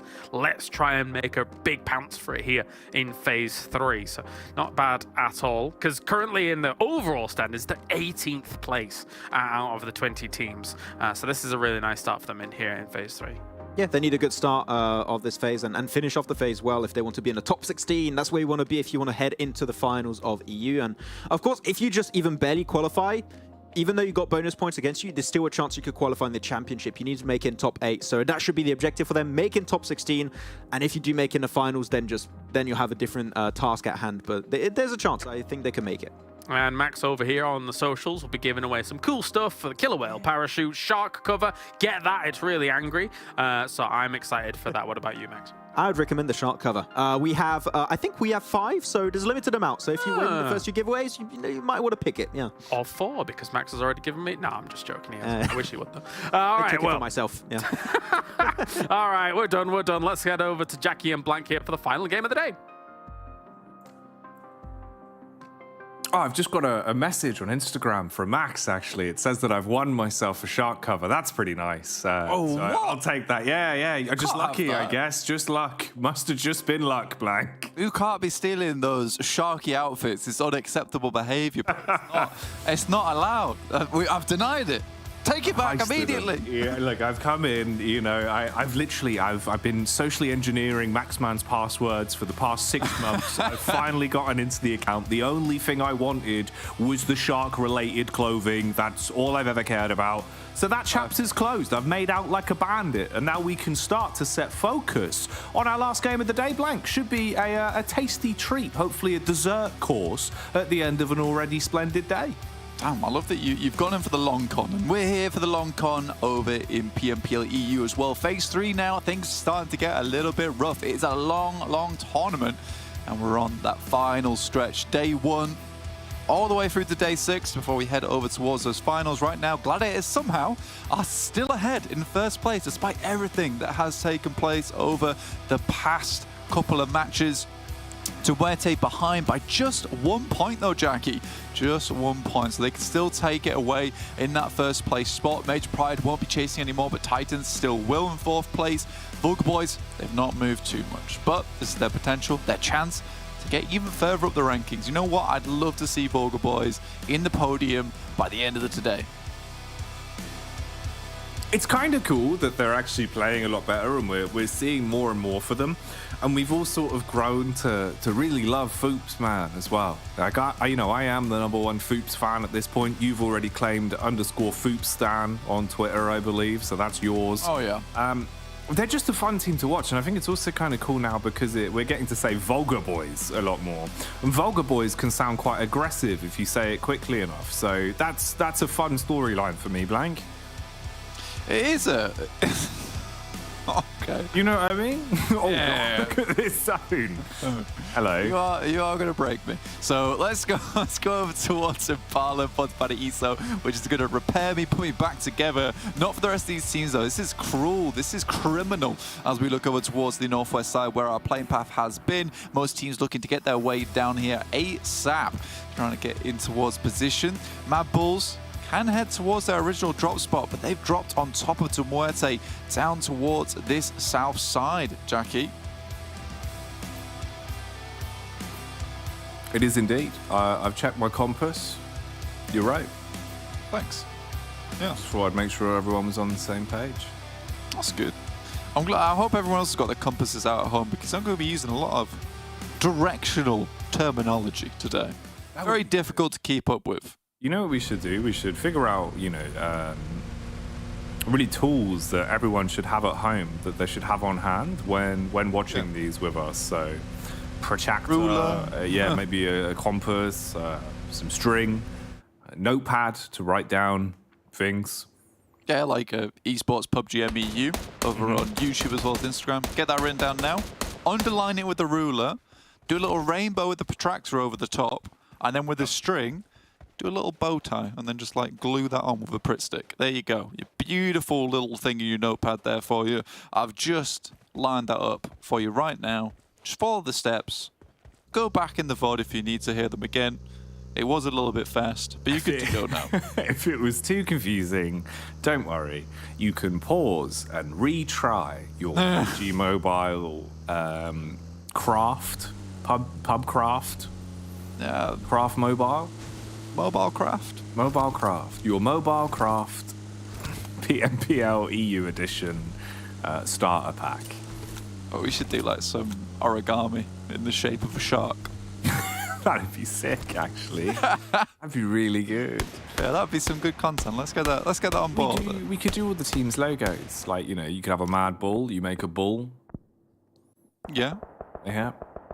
You have a Dagestan, you just do a D, like, out of origami. I suppose that would just be a D, really, wouldn't it? It's not really origami. No. Unicorns of Love, that's one. You could do that. Do like a Unicorn? horse. Yeah, and then just glue a little horn on the end. Yeah. Or Mini 14 just poking off his face. Yeah, there you go. See? Bang, we've got it. All right, we figured out the crafting segment. We'll workshop that. Pub Mobcraft. Exactly. Craft Mogi. Craft Mogi. Mogi Craft. Mogi Craft. That'll be coming to you maybe next season. We'll workshop that. We'll see if we can get approval.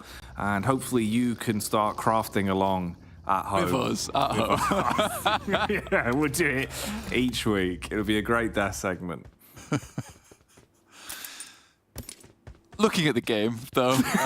Yeah, maybe for the best. Yeah, having a look at the game, once again, back on board.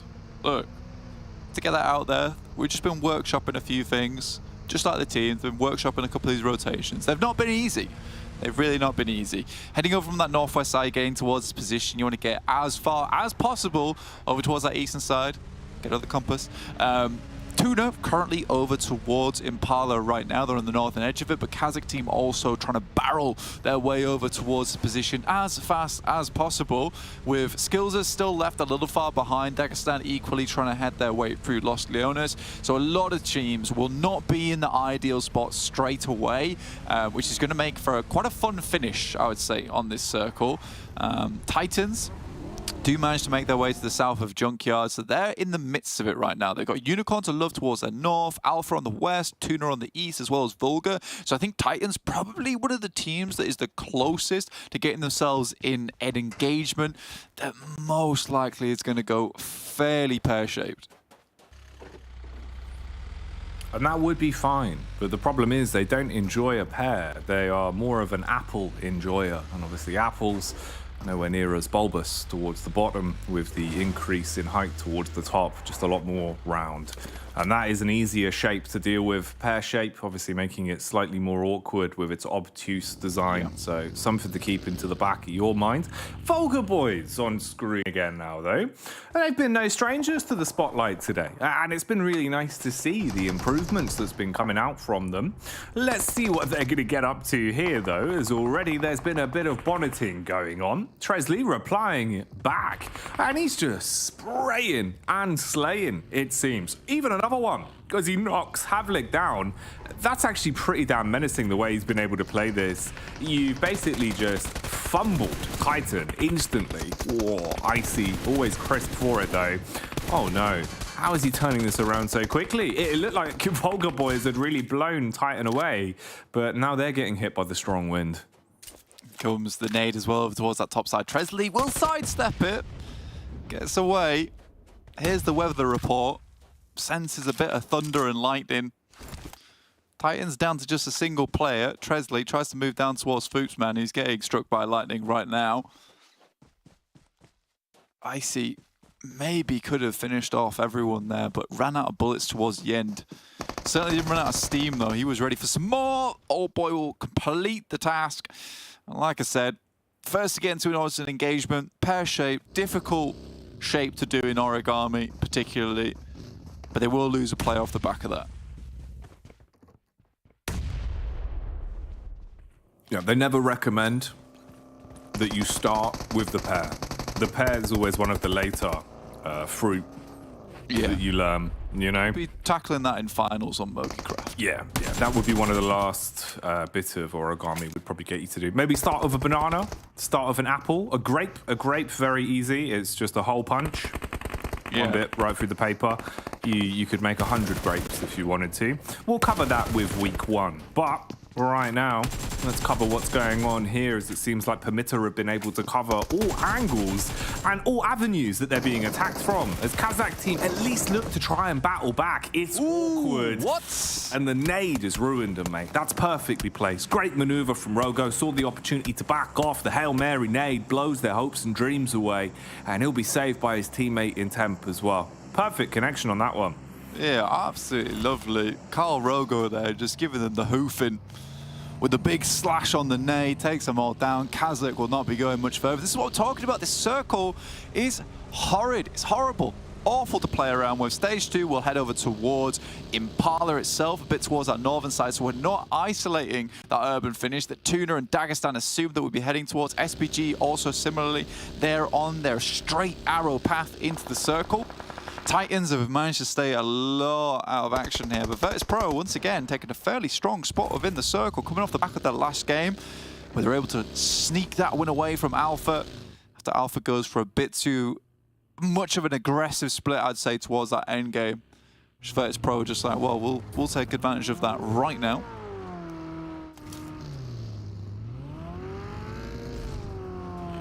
KASIK VP. Finding any old opportunity to make something out of it. Titan here, still on screen though. It was icy.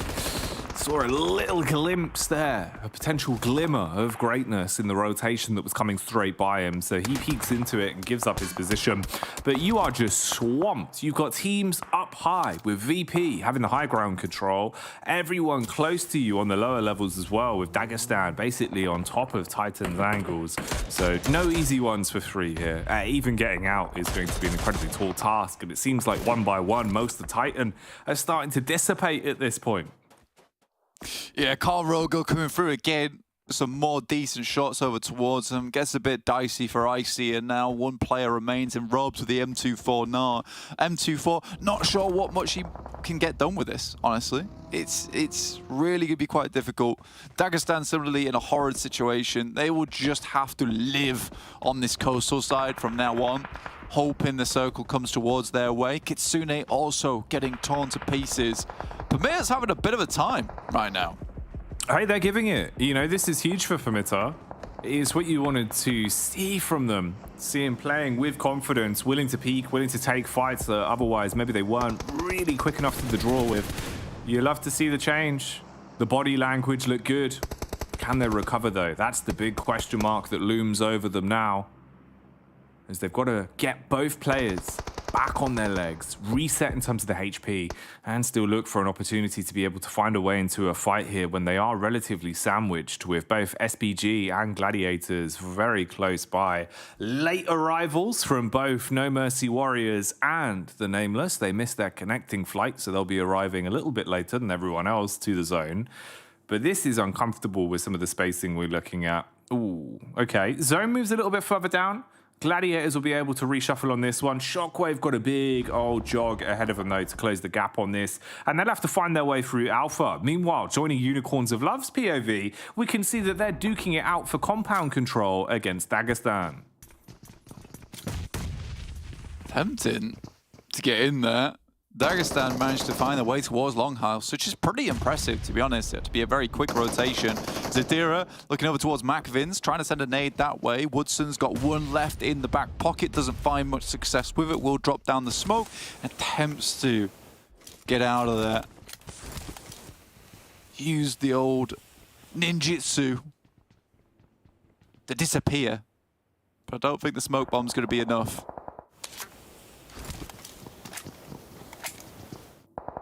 Woodson just playing close against the wall, listening out for the audio cues effectively. Meanwhile, the POV of VIRTUS.PRO, they've had to fall back and give up some of the map control they had to go for the revive on Elementrix, but weight has been sprung upon. Oof. You can at least get him back up.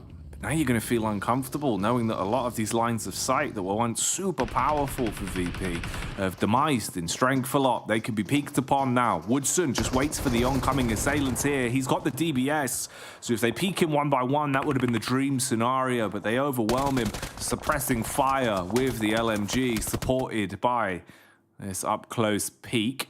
So he's dead and gone. Rotate out for his teammate, leaving that one down to really just what he can try and muster up. Meanwhile, moving over to DMR here. to MUERTE, trying to hold up against No Mercy Warriors.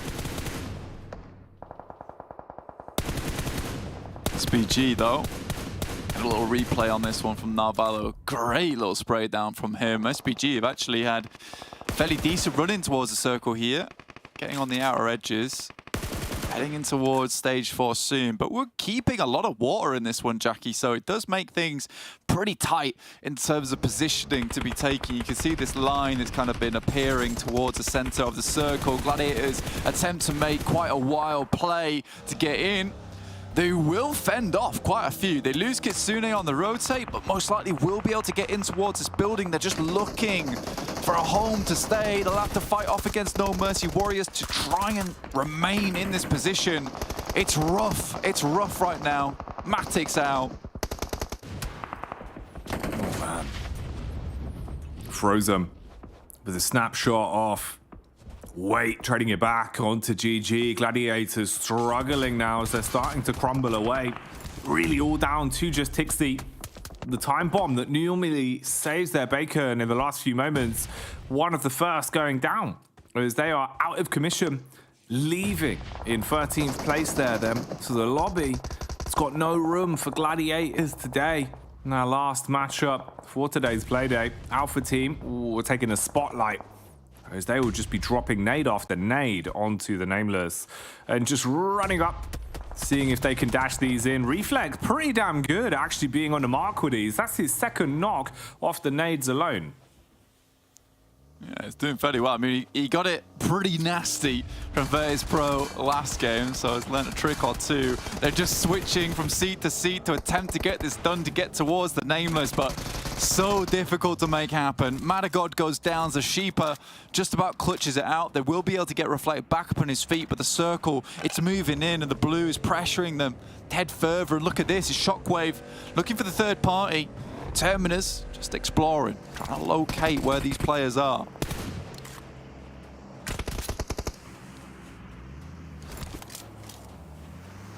A little bit of a lull. An opportunity to breathe at least. Get yourself topped back up. Make the rotate away. Pull punches that you don't fancy committing to. And MUERTE, they've been somewhat stalemated in this fight for quite some time versus No Mercy Warriors, with neither of them wanting to give up any of the ground they've got in terms of positioning. So just holding, looking to see if maybe there's an opportunity to backdoor it once the zone starts forcing the issue slightly more for them. PERMITTA also now being hit with strays as some of these nades are starting to connect onto them, as Alpha set focus down onto PERMITTA's angle, making it a lot more awkward for them. Yeah, I think with how horrid this circle is in terms of the amount of water that's still in play. You're right, as teams just start to get far too close to one another for their own comfort. Alpha's attempted to make their way in. The Sheepa's already down. Mandarin's trying to hold on the outer edge. MUERTE have got in here with 4 players still alive. Surprisingly, this is from Monte Nuevo that they played in. So they've been playing quite the long haul here. It's not been easy. Obviously, things are only going to get harder from here on out for MUERTE, trying to push through to No Mercy Warriors. Molotov not spreading fast or far enough to burn Milky Way out of the position. So his nade just filters No Mercy Warriors in the direction of the rest of MUERTE. They're able to clean up onto the majority of them, apart from one just wobbly that survives. Hello, Ruda arrives on the scene. That's huge. Wow. What? They're just able to farm on this blank. They've ruined MUERTE that were otherwise in a great position, just looking to kind of coast their way through this one. Now you've got both a solo from VP and No Mercy Warriors left here, with Milky Way running it down, looking to clean up. Yes, wants some assistance, wants some help. But the players from his team are all dying around him. Dagestan also similarly being pushed upon by Shockwave. They've been all over the place, trying to get him further. He's run straight past him. Whoa, man, Shifu goes down, and Shockwave take themselves up to 4 eliminations. Going for their classic approach on that top side. Wobbly will find another with that nade, and Molotov could be absolutely disastrous towards the stairway. He's going to take his chance. What? Oh, okay. The follow-up shot delivers. It looked like he had somehow mucked it up on the first peek, but he's able to pop off and again, take control of that situation. Okay, so good patience from him there. He waits, grits his tongue, and bides his time for the peak. Eventually shuts down both of them with the DBS and converts to really make it so much harder now for MUERTE to be able to build from this. Yeah, it's a great play from him. The Molotov towards the stairs as well. I thought, oh, he's missed it. It's not on target. But it stops him from running away when he makes the peek out from the window. So it's actually such a good play from Wobbly. And No Mercy Warriors have really weathered quite the tidal wave on that side of the map versus Gladiators, and then MUERTE secondary with VIRTUS.PRO taking some horrific shots down towards them. It's not been easy for him.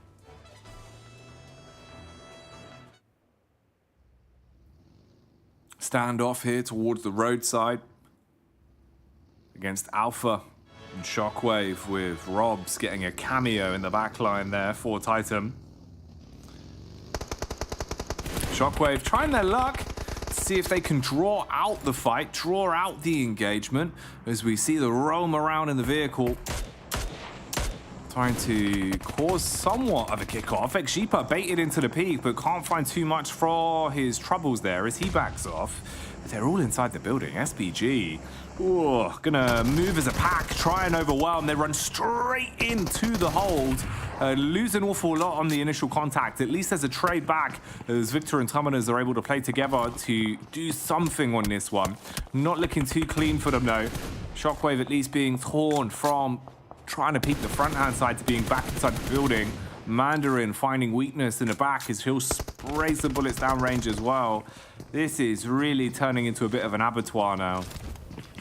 Yeah, it's difficult. I mean, 2 players from Shockwave getting absolutely overwhelmed here by SPG. MADBULLS finally making their move down towards this eastern side. They've really played a slow game here, but starting to reveal some big cards on the table. And quite strong with it. Me and Maxman go for the MADBULLS, see what they can get done here. You've gone for Shockwave, hoping that they can hold on here versus SPG. Oh, good start. Laser. Beastie stuff. He's able to cut his way through the first, make a nice incision. Let's see if he can push the issue any further. Nice follow-up. Burning brightly though, and not in the manner that he would want. Just looks for the first on the way out, so at least takes them down with him. But even then, you see SPG being able to convert on that one and stop Shockwave dead in their tracks there. Yeah, a bit of a disastrous approach for him. The Molotov, if that didn't happen though, I really feel like that could have potentially been a huge win there for Aza. The amount of shots he was hitting with that DBS was absolutely massive. VIRTUS.PRO have to make their way off this high ground, but 9 eliminations. Yeah, I say this is a good result right now. Again, look at this circle though, Jackie. Half of it's in the water, bro. It is absolutely disgraceful to look at. Yeah, it's rough. You know, the play space feasibly that you're being given here is so limited. Do we have the room to fit everyone in it? That's the question. Absolutely not. But that's Rob's the robber in the distance. Yeah, still alive, still kicking, mate. He's been hiding out towards the coastline for what feels like a good 10 minutes now. Yeah, he's just been playing some tunes as well. I got really spooked when we were headed over towards that way. I was like, what is that sound? Am I playing something through my phone right now? What is going on? It's just Rob's. He's just playing some tunes through his vehicle down on the coastal edge. Got to keep something to get him going, right? Yeah. He's living his dream, living the movie. Oh, hello. Ooh, he's been pretty criminal with some of the shots that he's been hitting. And again here, it just makes it so much more awkward for VP on their move downhill. Their edge, spraying back over towards 0 at least, keeping the pressure on them. VP, they've been completely cleaned up now though. They get swept into the pan and deposited into the proverbial bin as they're gone on this one, out in 7th here. And it's only going to get more aggressive with just the sheer amount of teams we have left. Oh. It's just short distance for them to play in. Look at this angle. Don't do it to him, bro. Please go through it. Yes! Yes! Oh, I'm so happy about that, dude, because MADBULLS, the amount of time No Mercy Warriors have found themselves into a disgusting little position to ruin the entire day on Miramar is unbelievable. And I'm so glad that Frozen has it about him in that moment. He's like, look, the bush has probably got no one in it, but I'm going to clear it anyway. That's the way she goes. They've found out the man in the bush and taken him out, stopping anything from getting too crazy in that front. MADBULLS now, though, just how far can they take it from the position they've been left in? As Titan have only got Robs left alive, Alpha are down to 2, and TUNA are a duo as well. It is Obito, though, and No Sheep. Both of them looked pretty crisp earlier on today. They were able to steal away. Some nice placements, but you still got to get something out of this. Bit by bit, they're starting to crumble under the pressure. No Sheep will he be able to do too much. Nades coming over the top, replies with one of his own. Would probably need to look to try and find a fight off the back of it. Instead, accepts his fate as he will be blown up by Tulika. It's a gorgeous name from Tulika. The jump over towards the high lob is kind of crazy. You know, although we haven't talked about it too much, the fact that Robs is still alive and gets himself to a 3rd place, that is slightly insane. Considering they were down to 1 player around about some minute 5, Robs has just kind of chilled and he's got the circle. So there's a chance for a 2nd place right now for this lad. It is kind of crazy. No one's found him. No one wants to deal with him. No one wants a piece of the Rob's pie. I mean, he is known as Rob's the Robber for a reason. He's got an arm. Stealing away games like this. Oh, mate, okay. Come on, Robs. What have you got for us? Where's this one going to go long term? To be fair, like, he could easily just pop out the water, open up with a knock over towards Alpha instantly with the arm, drop back in the water. MADBULLS clears out the final player from Alpha team. He gets a 2nd place. Bish, bash, bosh. Easy peasy. It's as easy as that. And he's certainly the right pro for the job as well. Robs thrives in these sort of situations. Just got to keep himself out of trouble for now. Alpha getting a little bit suspect about it, though, clearing down towards the coastal side and keeping an eye on the water just in case there is anyone hiding under the depths. The murky blue providing him some kind of cover. Popping into the vehicles now, though. Already Tulika looking for the pre-fire. Frozen instigates as he hits onto Reflect. Couldn't reflect that one as he'll be down on the deck. And his teammate actually mirroring Rob's maneuver inside of the water. So this is where it does get a little bit interesting. Titan, can they steal that 2nd place? A real good question to have as well, and I think they know where he is. They've spotted him. I think Robs is getting himself a nice little cheeky 2nd place off the back of this one. An arm and a pump shotgun is all he has. Just treading water over there, living the time of his life, playing the music. It has been a real surfer's paradise here for Titans. Super chilled out. He's not even underwater. He's just peeking him. It's just peeking him. This is mad. Rude. Look at him. Just doing the old doggy paddle. Staying afloat right now. Frozen's just trying to clear everything out. Ooh, actually, hang on. Can they find Rob? I wonder now. Yeah, it's underwater time for you.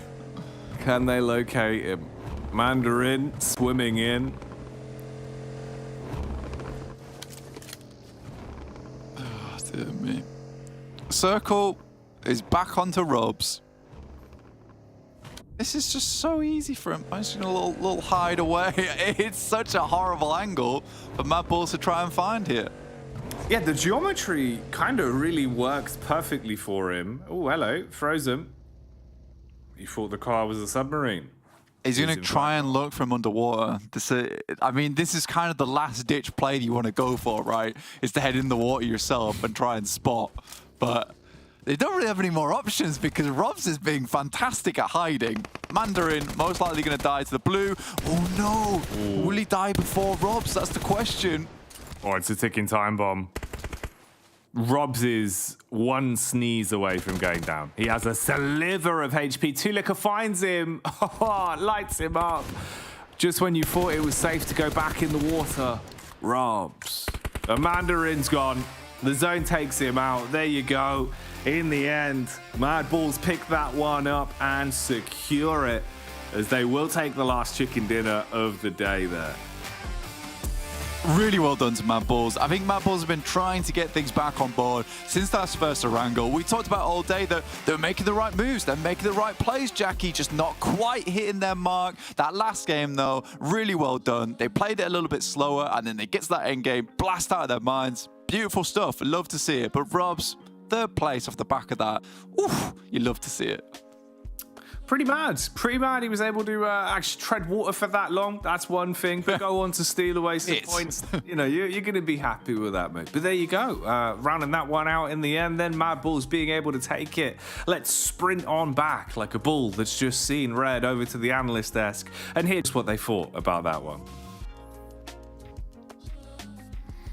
Well, as it all boiled down here, MADBULLS with a pretty simple win off the back of all of this. It's a bit of a shame that Robs didn't really get to use that arm during this game, but that's how it all breaks down here. MADBULLS with the victory here. Max, what do you think?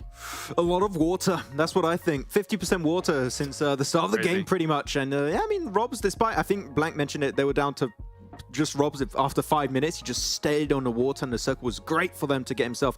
Then a third place when it comes to total points, 10 points on board. But yeah, MADBULLS, I would call it, Kalaris, a free game because all the fights were happening across the roads. They didn't even have to get fully involved. They rolled over Wobbly, which I love to see. Good job from Frozen, and just got himself then the high ground. No teams coming in from the west. No, when MADBULLS have an opportunity like this, a golden opportunity, you know they're not going to throw it away. They're going to be very cautious to get themselves those 20 points. I mean, it really speaks to the game state in that the majority of teams that actually had a lot of limbs in this game were all coming in from the north, right? Like, yeah. So MADBULLS didn't have too much contention down towards the south here, and that compound up towards the north became kind of a focal point. A lot of teams crash in that area, also alongside the coastline for teams to just try and salvage any few points that they could get, a la your Robs or Alpha trying to find themselves a decent spot. But Navalo here with 5 limbs, Rude at 870 damage.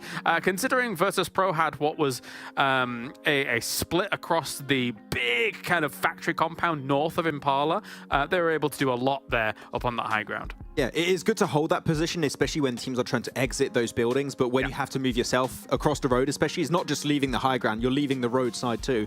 You're not going to be able to cross against a split like MADBULLS had at the time. It's going to be really, really tough. So yeah, almost 2.3k damage for the MADBULLS side, though. I am happy with SBG able to clear Shockwave.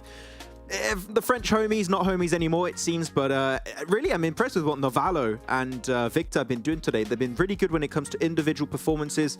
We still haven't seen the rise up of the rest of the team, which is what we'd wanted to see from SBG, but it's still Navalo and Victor just leading the charge for the squad. Yeah, looking pretty good overall here, up in what was, you know, not exactly the easiest entry point for them either. VIRTUS.PRO could have potentially had decent line of sights on SBG, considering they're also looking north against it. But let's take a look at these highlights coming on in here. The DBS not doing enough here for Shockwave. As much as it looked good for Azza initially, they were eventually cleaned up during all of this chaos going down. Yeah. The thing is, even if you win this fight, you're going to have Alpha Team on the east side of the road, so you're not going to be able to cross. So you're just trying to win that fight, and Novalio again with some amazing shots. Like, he's just so good at taking those kind of engagements. And then the backstab happens from TUNA. They are very opportunistic, it seems, recently. They're looking for fights, they're looking for those eliminations, which is a good change of pace entering in phase 3. Hopefully that can transition in the finals if they do indeed make it, which we're hoping for. But then just MADBULLS are just sweeping the south. There's not much you can do.